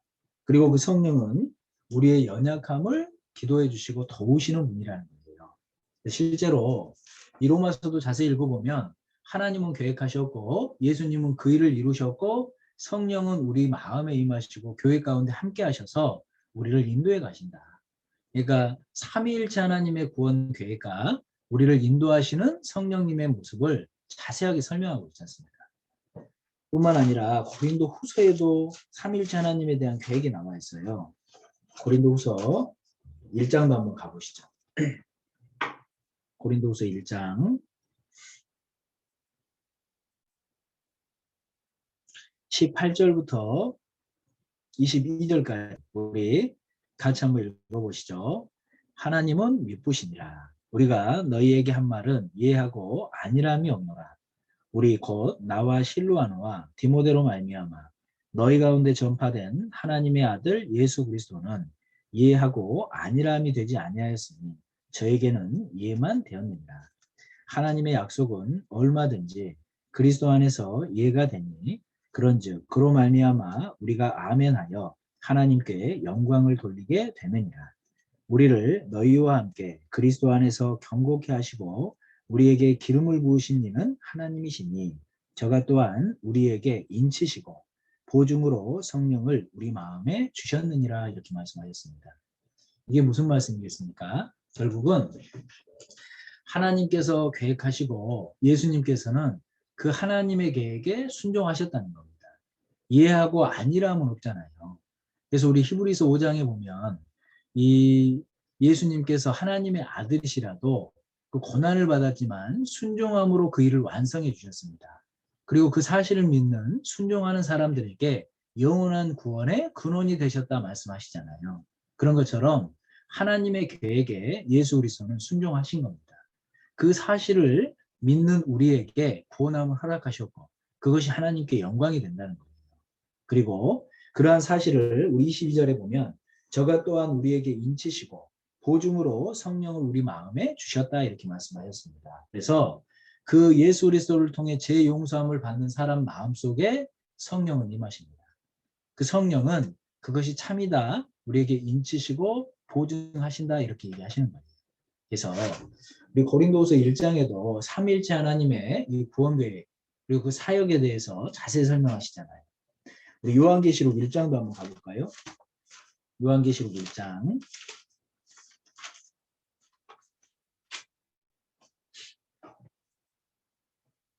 1장 우리 4절부터 6절까지 역시 제가 읽겠습니다. 요한은 아시아에 있는 7교회에 편지하노니 이제도 계시고 전에도 계시고 장차 오시리. 누구예요? 성부 하나님이십니다. 그렇죠? 그 보좌 앞에 7영과 그랬는데 누구십니까? 성령이세요.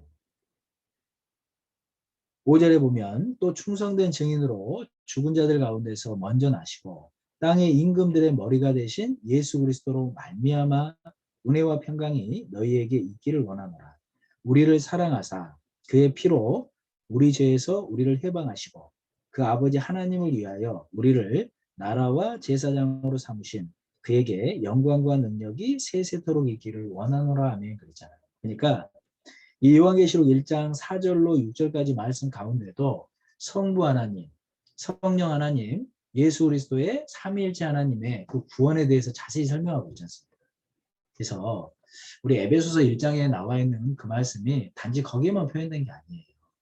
우리가 깨닫게 된 이 구원의 복음의 말씀이 얼마나 확실한지 이 서신서 모든 곳에 그렇게 설명하고 계시지 않습니까? 그래서 삼위일체 하나님의 구원 계획, 이 부분이 얼마나 진리인지를 이곳저곳에서 설명함으로써 확증하고 계시는 겁니다. 그래서 우리가 그 사실을 이렇게 계속 말씀을 통해 확인하면 내가 깨달은 이 구원이 얼마나 확실한 건지 더 알아갈 수 있잖아요. 그래서 이런 말씀들은요, 개인적으로 좀 많이 정리를 해 놓으시고 생각을 해보세요. 내가 깨달은 이 복음, 이 구원의 말씀이 그냥 뭐 미혹될 만한 그러한 것이 아니라는 거예요. 분명하게 말씀으로 정리해 놓으신 너무나도 명쾌하고 확실한 그러한 진리잖아요. 그리고 또 한 가지 생각해 볼게. 에베소서 다시 한번 가보죠. 어쩔 수 없습니다. 오늘은 에베소서는 끝내야 되기 때문에요. 식사 시간이 좀 늦어지더라도 좀 이해해 주세요. 에베소서 1장 3절에 보면 이런 말씀 있죠. 이 말씀도 같이 한번 읽어보시죠. 찬송하리로다 하나님 곧 우리 주 예수 그리스도의 아버지께서 그리스도 안에서 하늘에 속한 모든 신령한 복으로 우리에게 복 주시되 이렇게 말씀하셨습니다. 그러니까 실제로 이 하나님께서 예수 그리스도를 통해서 이 교회를 계획하셨고 예수 그리스도가 그 일을 이루심으로 교회는 지어져 가고 있습니다. 그래서 우리 구원받은 그리스도인들은 그 교회의 지체로서 그 몸 가운데 거하고 살아야 된다. 이걸 설명하셨죠. 그런데 그 교회 안에 한 지체로서 교회 안에 살아가면 어떠한 복을 받는지 이 1장에서 또 설명하고 계십니다. 그것을 신령한 복이다 이렇게 설명하시거든요. 한번 생각해 봅시다. 내가 교회 가운데 거해 감으로써 먼저는요 구원이라는 걸 받을 수 있어요. 내가 이 교회 안에서 말씀을 통해 구원 받았잖아요. 그렇죠? 우리 1장 7절 말씀 한번 봐보세요. 1장 7절입니다. 우리가 그리스도 안에서 그의 은혜의 풍성함을 따라 그의 피로 말미암아 구속 곧 죄 사함을 받았으니 그랬습니다. 교회 가운데 살아 역사하시는 말씀을 통해 구원받는 거예요. 그러니까 결국은 내가 교회 안에 있을 때 첫 번째로 받는 신령한 복은 구원입니다. 그리고 그 구원받은 사람이 하나님의 자녀가 되는 거예요. 아들이 되는 신령한 복을 받는다는 겁니다. 우리 1장 5절 봐보세요. 1장 5절 그 기쁘신 뜻대로 우리를 예정하사 예수 그리스도로 말미암아 자기의 아들들이 되게 하셨으니 이렇게 말씀하셨잖아요. 그러니까 교회 안에 있을 때 내가 말씀을 통해 구원받고 하나님의 자녀가 된 거예요. 아들이 된 겁니다. 이게 신령한 복이라는 거예요. 그리고 또 한 가지는 13절 말씀 봐보세요. 13절 우리 아까 읽었던 말씀인데 제가 다시 한번 또 읽어드릴게요. 그 안에서 너희도 진리의 말씀 곧 너희의 구원의 복음을 듣고 그 안에서 또한 믿어 약속의 성령으로 인치심을 받았으니 그랬잖아요. 그러니까 실제로 내가 교회 안에 있을 때 그 성령의 인도함을 받을 수 있는데 그 성령의 인도함을 받을 수 있는 것이 교회 안에 있을 때 받는 신령한 복 중에 하나라는 거예요. 그리고 또 한 가지가 14절입니다. 이는 우리의 기업의 보증이 되사 그 얻으신 것을 구속하시고 그의 영광을 찬미하게 하려 하심이라 이렇게 말씀하셨잖아요. 그러니까 내가 교회 가운데 있을 때 실제로 하나님이 나에게 주실 그 기업을 하나님은 보증해 가신다는 겁니다. 물론 내가 교회 안에 없다고 해서 그 기업이 없어지는 게 아니라 내 구원이 취소된다는 게 아니에요. 교회 안에 있을 때 하나님이 나에게 주실 그 기업의 풍성함을 더욱 알아가게 하신다는 겁니다. 그래서 그것이 네 번째 신령한 복이라는 겁니다. 그리고 다섯 번째로는 우리 17절 봐보세요. 17절부터 19절까지입니다. 17절부터 19절까지 우리 이 말씀은 같이 한번 읽어보시죠.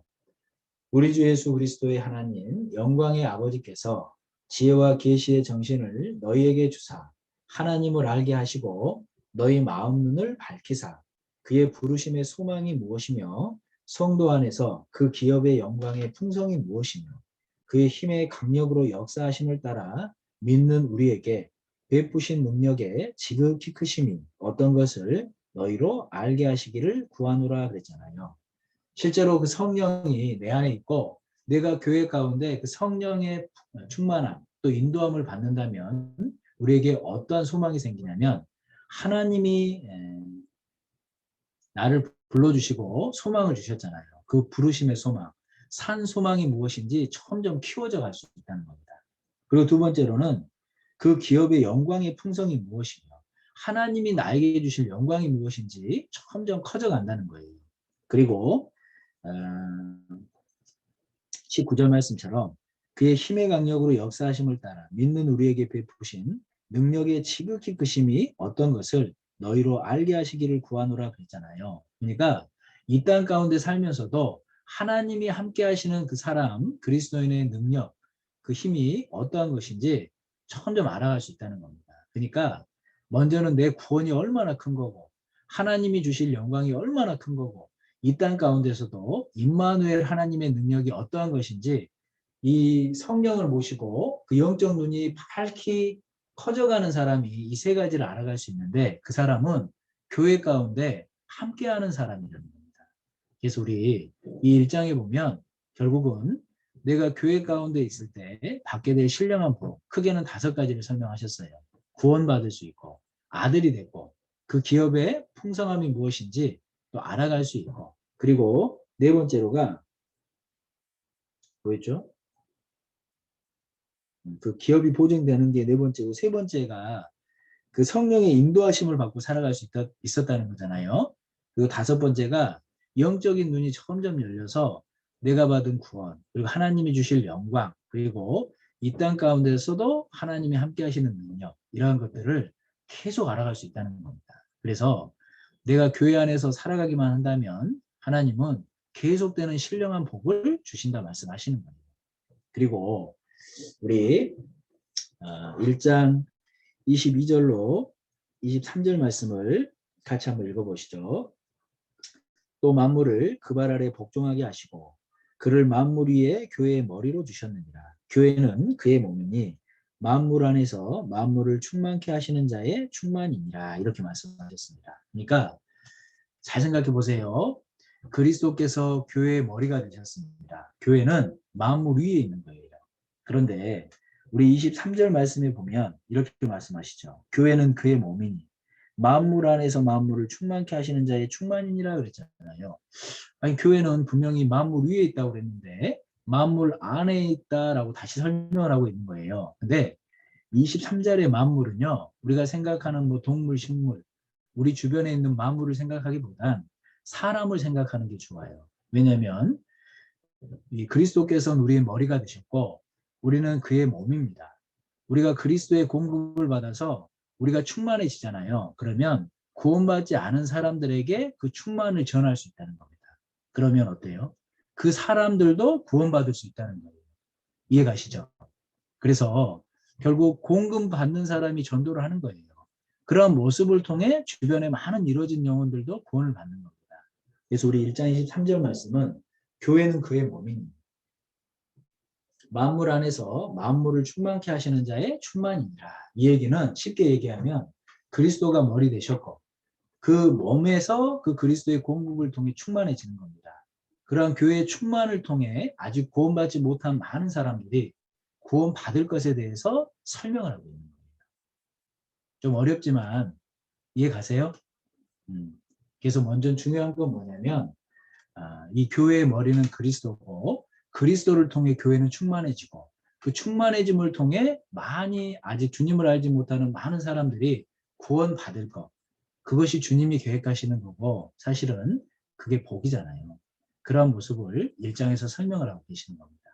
그리고 2장은 아까 말씀드린 것처럼 유대인과 이방인이 원수였는데 한 성령으로 교회가 됐고 지금도 그 교회는 이어져 가고 있다 이렇게 설명하시잖아요. 그래서 우리가 이 에베소서 2장을 생각할 때 이렇게 외우면 쉬워요. 수평관계, 수직관계, 화평관계를 이루었다. 예수 그리스도로. 이해가시죠? 수평은 뭐예요? 유대인과 이방인은 하나가 될 수 없었잖아요. 그렇죠? 근데 그 수평적인 관계, 막혔던 담을 헐어버린 거예요. 그래서 하나가 된 겁니다. 교회라는 이름으로. 맞죠? 하나님과 나도 사실은 식판 관계였지 아들이 아니었잖아요. 그런데 그 관계도 헐어버리신 거예요. 예수 그리스도로 말미암아. 이해가시죠? 수평 관계도 깨졌고 수직 관계도 깨진 겁니다. 어디에서요? 예수 그리스도의 십자가로. 그래서 에베소서 2장은요. 이 십자가 하나만 딱 그리면 이해하기 쉬워요. 예수 그리스도를 통해서 수평 관계인 유대인과 이방인의 담도 허물었고 하나님과 나의 관계도 허물었다. 그것이 십자가상에서 이루신 예수 그리스도의 사역이다. 이게 2장 말씀입니다. 이해가세요? 그래서 우리 2장 1절부터 보면 10절까지는요. 우리 개인의 구원에 대해서 설명을 하시고 11절부터가 유대인과 이방인들이 교회로 하나 되었다는 걸 설명하는 겁니다. 보세요. 유대인과 이방인은 실제로 하나 될 수 있는 관계가 아니에요. 유대인들에게는 하나님이 주신 율법들, 규례들 얼마나 많았어요. 그렇죠? 그러한 규례들 때문에 실제로 유대인들은 자기들이 특별한 하나님의 선민이다. 이러한 생각을 하고 살았잖아요. 그러니까 이방인들을 무시했다라는 겁니다. 그러니까 그 사람들은 육체로도 할례를 받았잖아요. 그러니까 자기들은 하나님의 약속으로 할례를 받은 선민인데 이방인들은 할례 받지 않는 사실은 자기들과 다른 존재들이라고 생각을 했던 거예요. 그러니까 그러한 율법들이 사실은 유대인과 이방인들을 하나 되게 하는 것을 방해했다는 겁니다. 그런데 우리 골로새서에 뭐라고 말씀하십니까? 그러한 율법들, 의문에 싼 그러한 율법들을 십자가에서 완전히 부셔버렸다. 그 얘기를 골로새서 2장에서 하고 계십니다. 골로새서 2장 한번 가볼까요? 골로새서 2장.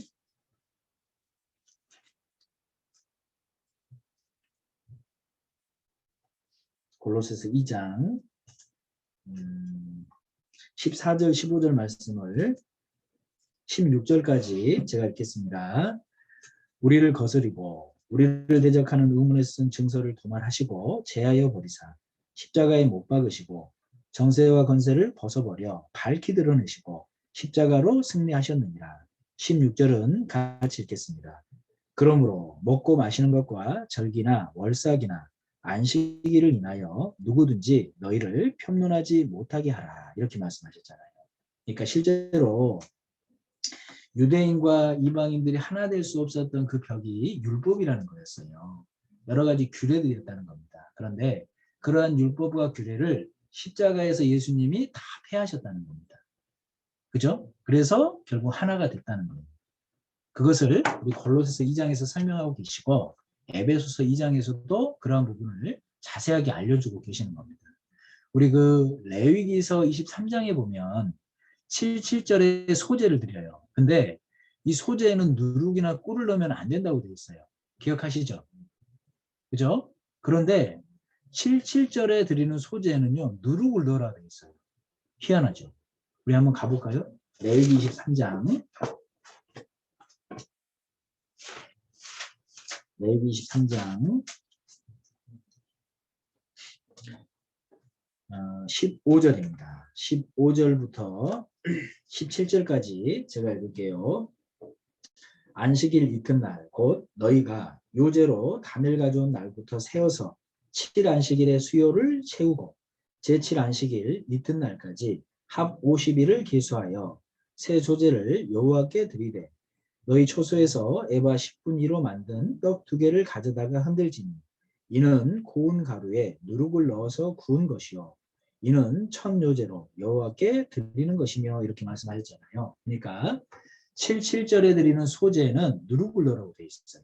이게 뭘 얘기하냐면 실제로 이 떡 2개를 가져다가 흔들라고 돼 있잖아요. 이 떡 2개는 유대인과 이방인을 얘기를 하고 계신 겁니다. 누룩을 넣으라고 돼 있는데 그건 뭐예요? 유대인이나 이방인이나 죄인이다라는 걸 설명하는 거예요. 결국 이 77절이라는 것은 오순이잖아요. 성령이 임하신 겁니다. 예수 그리스도를 통해서 그 사역을 이루신 이후에 성령이 임하셔서 유대인과 이방인, 이 죄인 되었던 그런 모든 모습이 이 죄들이 없어졌잖아요. 그래서 하나가 된 거잖아요. 그래서 우리 레위기 23장의 이 77절의 이 소재의 모습은 유대인과 이방인들이 예수 그리스도를 통해 죄 용서함을 받고 교회라는 이름으로 하나 될 것을 보여주고 계시는 거예요. 우리가 정말로 이러한 말씀들을 생각할 때마다 어때요? 구약은 예수 그리스도를 계속 증거하고 계시고 신약은 그게 참이라는 것을 확증하고 있잖아요. 내가 알고 있는 이 복음이 정말 진리라는 것을 거듭거듭 증거하시잖아요. 그렇죠? 그래서 실제로 이 에베소서 2장은 유대인과 이방인이 하나 될 수 있는 예수 그리스도의 사역을 우리에게 분명하게 설명하고 계시고 교회라는 이름으로 그렇게 하나 됐고 지금도 그 교회는 지어져 가고 있는 거예요. 에베소서 2장 다시 한번 가보시죠. 에베소서 2장 에베소서 2장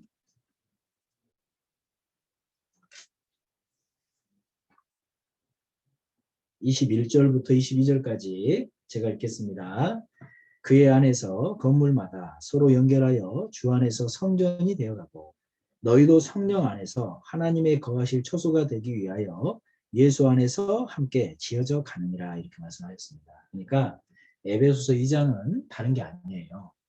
예수 그리스도의 사역을 통해서 내가 개인적으로 구원받았다는 걸 얘기하고 있습니다. 선물이잖아요.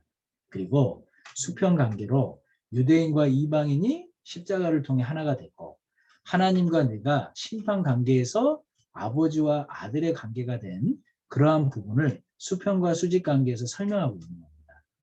그리고 3장은 말씀드린 것처럼 교회는 하나님의 비밀의 경륜이다 이렇게 설명을 하는 거예요. 우리 경륜이라는 뜻이 뭐예요? 우리 그 2021년을 시작하면서 올 한 해 내가 어떻게 살아야겠다 계획 세우죠. 그렇죠? 그게 나의 경륜이에요. 그리고 어떤 회사들은 2021년 어떠한 계획을 가지고 운영을 해야겠다. 그게 그 회사의 경륜입니다. 우리나라도 마찬가지잖아요. 우리나라가 그냥저냥 막 운영하는 게 아니잖아요. 국정 운영이라는 건 계획을 세워요. 그게 그 나라의 경륜입니다. 하나님도 마찬가지라는 거예요. 하나님께서도 이 인류 역사를 그냥저냥 운행해 가시는 게 아니에요. 계획하시고 운행해 가신다는 겁니다. 그게 하나님의 경륜이에요. 그러니까 이 교회는 어떤 거예요? 그냥 어쩌다가 생긴 거예요? 아니에요. 하나님이 영원 전부터 계획하고 계셨던 하나님의 경륜이라는 거예요. 그러니까 예수 그리스도를 계획하시고 예수 그리스도가 그 일을 이루시고 계획하신 대로 지금도 지어져 가는 하나님의 계획 가운데 이미 포함되어 있었다는 것을 에베소서 3장에서 설명하고 계십니다. 그 교회의 이론이 됐다는 것이 사실은 얼마나 감사한 일입니까? 하나님의 계획 가운데 있던 그 교회의 이론이 내가 된 거예요. 그래서 우리 성경에 보면요. 그 비밀에 대해서 설명을 하시는데 이 그리스도는 하나님의 비밀입니다. 그렇죠? 우리 골로새 2장 한번 가볼까요? 골로새서 2장 2절 말씀을 봐보시죠. 골로새서 2장 2절 우리 말씀도 같이 읽죠. 이는 저희로 마음의 위안을 받고 사랑 안에서 연합하여 원만한 이해의 모든 부요에 이르러 하나님의 비밀인 그리스도를 깨닫게 하려 함이라 이렇게 말씀하셨습니다. 그러니까 먼저로 하나님의 비밀은 그리스도예요. 그죠? 그리고 그리스도의 비밀은 뭘까요? 그러면 교회입니다. 교회. 우리 아까 에베소서 읽으셨잖아요. 에베소서 3장 한번 가봐요. 에베소서 3장 4절입니다. 이것을 읽으면 에베소서죠. 에베소서를 읽으면 그리스도의 비밀을 내가 깨달은 것을 너희가 알 수 있으리라. 에베소서의 주제는 교회입니다. 그러니까 이 에베소서를 읽으면 그리스도의 비밀은 교회를 깨달은 것을 알게 될 거다라고 말씀하셨어요. 그러니까 하나님의 비밀은 그리스도시고 그리스도의 비밀은 교회입니다. 그렇죠? 교회의 비밀은 뭐예요? 교회의 비밀은 이제 여기서부터 좀 헷갈리죠? 그죠? 교회의 비밀은 연합이에요. 그러니까 우리 에베소서 4장 3절에 한번 봐보세요. 하나님께서 그 교회를 이루실 때 그 교회를 이루는 우리에게 원하시는 것 중에 하나가 이거잖아요. 4장 3절 평안에 매는 줄로 성령이 하나 되게 하신 것을 힘써 지키라 그랬어요. 그러니까 교회는 하나 돼야 된다 설명하시면서 교회의 비밀은 연합이다. 이걸 설명하시는 겁니다. 그러니까 그 연합을 위해서 평안에 매는 줄로 하나 되게 하신 것을 힘써 지키라 그랬잖아요. 그럼 그 평안에 매는 줄, 그 연합의 비밀은 뭘까요? 사랑이에요, 사랑. 그죠? 우리 골로새서 3장 다시 가봐요. 배고픈데 막 왔다 갔다 하자 그러니까 어지럽죠? 저는 더 어지럽네요. 골로새서 3장 14절을 우리 같이 한번 읽어보겠습니다. 이 모든 것 위에 사랑을 더하라. 이는 온전하게 매는 띠니라 그랬습니다. 그래서 우리 하나님께서 설명하신 이 비밀, 첫 번째로 하나님의 비밀은 그리스도입니다. 그리스도를 통해서 교회의 이론이 됐잖아요. 그 비밀을 깨닫고, 그렇죠? 그리스도의 비밀은 교회예요. 내가 구원을 받은 이후에 그 비밀을 깨달았다면 교회에 연결이 돼야 됩니다. 그리고 교회의 비밀은 연합이에요. 하나 돼야 된다는 거예요. 그렇게 하나 될 수 있는 비밀은 사랑이다. 성경은 그걸 얘기를 하시는 겁니다. 그래서 이 비밀은 아무도 못 깨닫게 하나님이 딱 덮어놓으신 게 아니에요. 내가 이 그리스도를 깨달을 때도 마음을 열면 이 비밀을 알 수 있었잖아요. 구원받은 이후에도 교회가 무엇인지 마음을 열면 하나님이 한량없이 무엇인지 깨닫게 도와주시잖아요. 마음을 열면 교회가 하나 돼야 되기 때문에 내가 희생해야 된다. 내가 좀 손해봐도 괜찮다. 이런 마음의 문이 열리잖아요. 그러한 근본이 뭐에 있어요? 사랑이 있는 거예요. 사랑이. 그래서 결국은 하나님이 우리에게 비밀이라고 말씀하시는 것은 덮어놓은 게 아니라는 거예요. 내가 마음만 열고 간절히 찾기만 한다면 하나님이 한량없이 알려주시는 겁니다. 그리고 또 한 가지 생각해 볼 것이 우리가 이 성경에 많은 것이 비밀이다라고 얘기를 했는데 우리가 깨닫게 된 이 복음이 비밀입니다. 그죠? 그러니까 많은 사람들이 이 복음을 들어도 사실은 다 깨닫는 게 아니잖아요. 비밀이기 때문에 그래요. 그리고 오늘 배웠던 것처럼 이 교회도 비밀이에요. 구원 받았다고 다 연결되는 게 아니잖아요. 이 비밀을 깨달은 사람이 교회 가운데 연결이 되고 이 비밀을 계속 깨닫는 사람이 이 교회가 얼마나 중요한 건지를 깨달아가는 거예요. 그러니까 비밀인 거예요. 그리고 주님이 다시 오실 것도 그리스도인들이 휴거될 것도 비밀이에요. 많은 사람들에게 이 비밀을 알려줘도 사실은 깨닫지 못하는 겁니다. 하지만 나는 이 비밀을 교회 안에 말씀을 통해 깨달아 가지 않습니까? 천년왕국도 비밀이에요. 천국도 비밀입니다. 사실 하나님의 비밀은 오픈 시크릿, 열려있는 비밀이에요. 마음만 가지면 충분히 깨달을 수 있는 비밀입니다. 말씀에 창념하기만 하면 충분히 깨달을 수 있는 비밀이에요. 그러니까 하나님이 덮어놓으셨지만 마음을 열고 들으라 하시는 겁니다. 그 사람이 깨달아 아는 거예요. 그래서 우리가 오늘은 이 교회가 분명히 하나님의 경륜 가운데 있는데 비밀이다. 하지만 나타내 주신 진리다. 이걸 설명을 하셨습니다. 그래서 우리 에베소서 3장은 교회는 하나님의 비밀의 경륜이다. 이렇게 설명하고 계시는 거예요. 그리고 이 교회를 통해서 우리에게 한 가지 더 알아야 될 것은 하나님의 사랑 알기를 계속 배워가라고 설명을 하시는 겁니다. 우리 에베소서 3장 18절 말씀을 한번 봐보시죠. 에베소 3장 18절 19절입니다. 18절 19절을 제가 읽겠습니다. 능히 모든 성도와 함께 지식에 넘치는 그리스도의 사랑을 하라. 그 넓이와 길이와 높이와 깊이가 어떠함을 깨달아 하나님의 모든 충만하신 것으로 너희에게 충만하게 하시기를 구하노라 그랬잖아요. 그러니까 내가 교회 가운데 딱 연결이 되어야 그리스도의 사랑을 배워가는 거예요. 우리 18절 말씀에 능히 모든 성도와 함께 그랬잖아요. 이 교회지 않습니까? 그 교회 안에서 그리스도의 사랑의 높이와 깊이와 넓이를 깨달아가는 겁니다. 그 사랑을 점점 키워가는 거예요. 맨 처음엔 주님의 사랑이 어떠한 사랑인지 그냥 사실이니까 받아들임으로 그냥 담담히 받아들이는 사람이 있어요. 그런데 교회 안에서 말씀을 계속 배워가잖아요. 그 사랑이 얼마나 큰 것인지 계속해서 배워가고 그 깊이 넓이 높이를 알아갈 수 있다는 겁니다. 그렇게 그리스도의 사랑을 배워가는 사람이 모든 일을 그리스도의 사랑을 동기로 삼아서 하는 거예요. 그래서 우리가 고린도후서 5장 14절에 뭐라고 말씀하십니까? 그리스도의 사랑이 우리를 강권하시는도다 그러잖아요. 교회에 연결돼서 그리스도의 사랑을 배워가는 사람이 봉사도 그리스도의 사랑의 동기 때문에 하는 겁니다. 형제자매들을 사랑하는 것도 그리스도의 사랑이 동기가 돼서 하는 거예요. 모든 일을 그리스도의 사랑이 동기가 돼서 하는 거예요. 그 사람은 그 믿음을 끝까지 지킬 수 있어요. 우리 로마서 8장 한번 가보시죠. 로마서 8장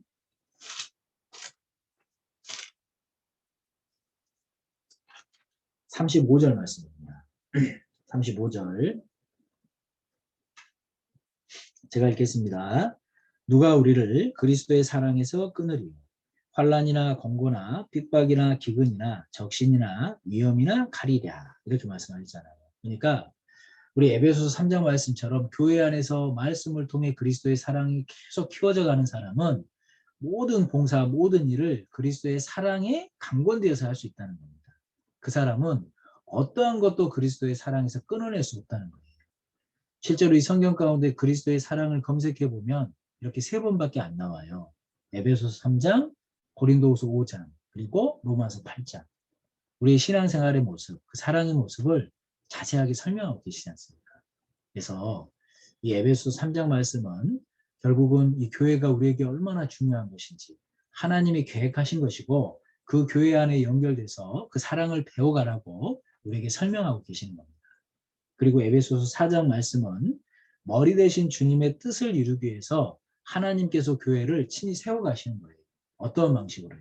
하나 되게끔 해서. 그래서 우리 하나님께서 그 하나님의 몸을 하나님의 역사 가운데 사용하기 위해서 계속 세워가는데 우리도 그러한 하나님이 원하시는 하나됨을 위해서 해야 될 게 있다는 겁니다. 우리 에베소서 4장 한번 다시 가봐요. 에베소서 4장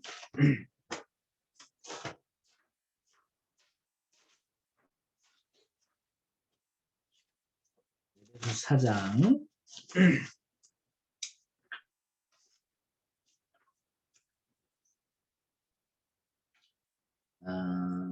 3절부터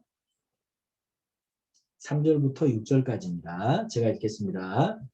평안에 매는 줄로 성령이 하나 되게 하신 것을 힘써 지키라.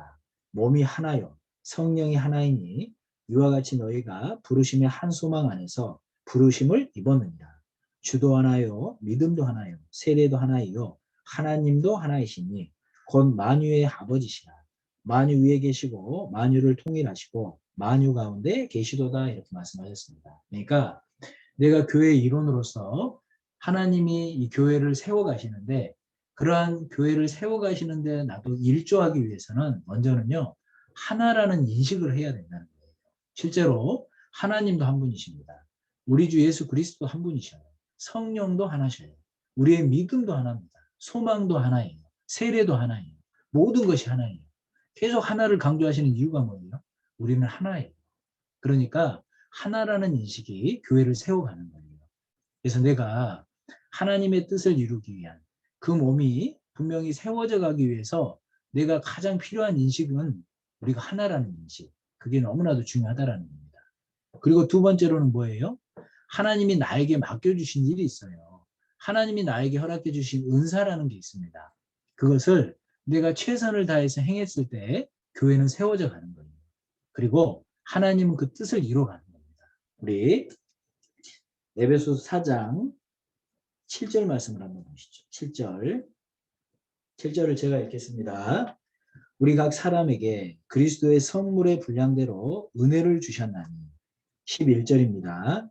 그가 혹은 사도로 혹은 선지자로 혹은 복음 전하는 자로 혹은 목사와 교사로 주셨으니 이는 성도를 온전케 하며 봉사의 일을 하게 하며 그리스도의 몸을 세우려 하심이라 이렇게 말씀하셨잖아요. 그러니까 하나님이 나에게 맡겨주신 일이 있다는 거예요. 하나님이 나에게 주신 은사가 있다는 겁니다. 그러한 은사가 무엇이고 나에게 주신 일 가운데 최선을 다했을 때 하나님은 그 안에서 하나님의 뜻을 이루어 간다는 겁니다. 이해가시죠? 그러니까 우리가 각각이 하나님이 주신 은사라는 건 다 달라요. 하나님이 나에게 주신 은사를 이용해서 최선을 다하는 신앙생활을 한다면 하나님은 그러한 모든 모습들을 모아서 하나님의 몸을 세워가는 겁니다. 그리고 하나님의 뜻을 이루어 가시는 거예요. 그래서 나에게 중요한 것은 뭡니까? 하나님이 나에게 맡겨주시는 일에 대한 충성이에요. 그리고 나에게 주신 은사를 이용해서 하나님의 뜻을 이뤄갈 때 이 교회의 몸은 성장한다는 겁니다. 결국 하나님의 뜻은 이뤄간다는 거예요. 그리고 세 번째로는 4장 13절 말씀입니다. 13절. 13절. 제가 또 읽을게요. 우리가 다 하나님의 아들을 믿는 것과 아는 일에 하나가 되어 온전한 사람을 이루어 그리스도의 장성한 분량이 충만한 데까지 이르리니 그랬잖아요. 그러니까 실제로 우리가 믿는 것과 아는 일에 하나가 돼야 된다는 거예요. 믿는 것과 아는 일에 하나가 되기 위해선 어떤 모습이 필요해요? 우리가 동일한 말씀을 계속 같이 공급받아야 됩니다. 개인적으로도 말씀을 계속 묵상해야 되는 거예요. 그랬을 때 믿는 것과 아는 일이 하나가 되는 겁니다. 생각해 보세요. 아무리 교회에서 복음이 이렇다 하고 교회에서 말씀이 이렇다 해도 나는 내가 깨달은 게 달라요. 그럼 어때요? 하나 될 수 있을까요? 하나 될 수 있어요? 불가능한 거죠. 아무리 교회에서 이렇게 얘기해도 나는 내 생각이 있거든? 그럼 절대 하나 될 수가 없어요. 그 하나 되는 걸 거치는 거예요. 그렇죠?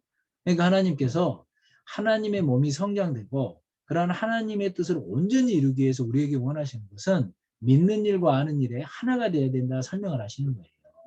그래서 우리가 말씀을 듣고 다 같이 듣잖아요. 개인적으로 묵상할 때도 또 여러 가지 모든 일을 행할 때도 믿는 것과 아는 일에 하나 되는 것이 너무나도 중요하다는 거예요. 그래서 하나님이 이 사장 가운데 분명히 이 주님이 머리로 계시고 주님의 뜻을 이루기 위해서 지금도 이 교회를 세워져 가는데 그 세우기 위해서 중요한 것이 하나 되는 거다. 그렇게 하나 되기 위해서 우리에게 원하시는 것 세 가지를 말씀드렸어요. 첫 번째는 뭐였어요? 첫 번째로는 하나라는 인식이 중요하다고 그랬죠? 그죠? 두 번째로는 하나님이 나에게 주신 은사 그리고 나에게 맡겨주신 일에 대한 충성을 다했을 때 교회는 세워져 가는 겁니다. 그게 하나 돼 가는 거예요. 그리고 세 번째로는 믿는 것과 아는 일이 하나가 돼야 되는 겁니다. 그래서 교회 가운데 말씀을 통해 하나님이 전하시는 진리 가운데 하나님의 뜻에 내 생각이 있다 할지라도 내 머리를 잘라내는 것이 사실은 하나님의 뜻을 이루고 교회가 하나 되는데 중요한 부분 중에 하나라는 거예요. 그래서 교회는 하나 됐을 때 세워져 가는 겁니다. 그리고 또 중요한 것은 거룩함이에요. 거룩함. 우리 에베소 4장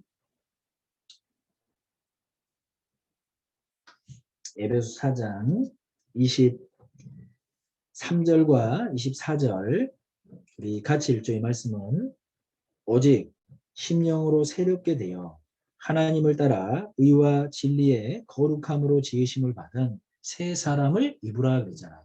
그러니까 내가 예수 그리스도를 통해 구원을 받고 교회의 일원이 됐다면 하나 되는 부분도 중요하고 또 한 가지 중요한 건 거룩함을 쫓으라고 말씀을 하시는 겁니다.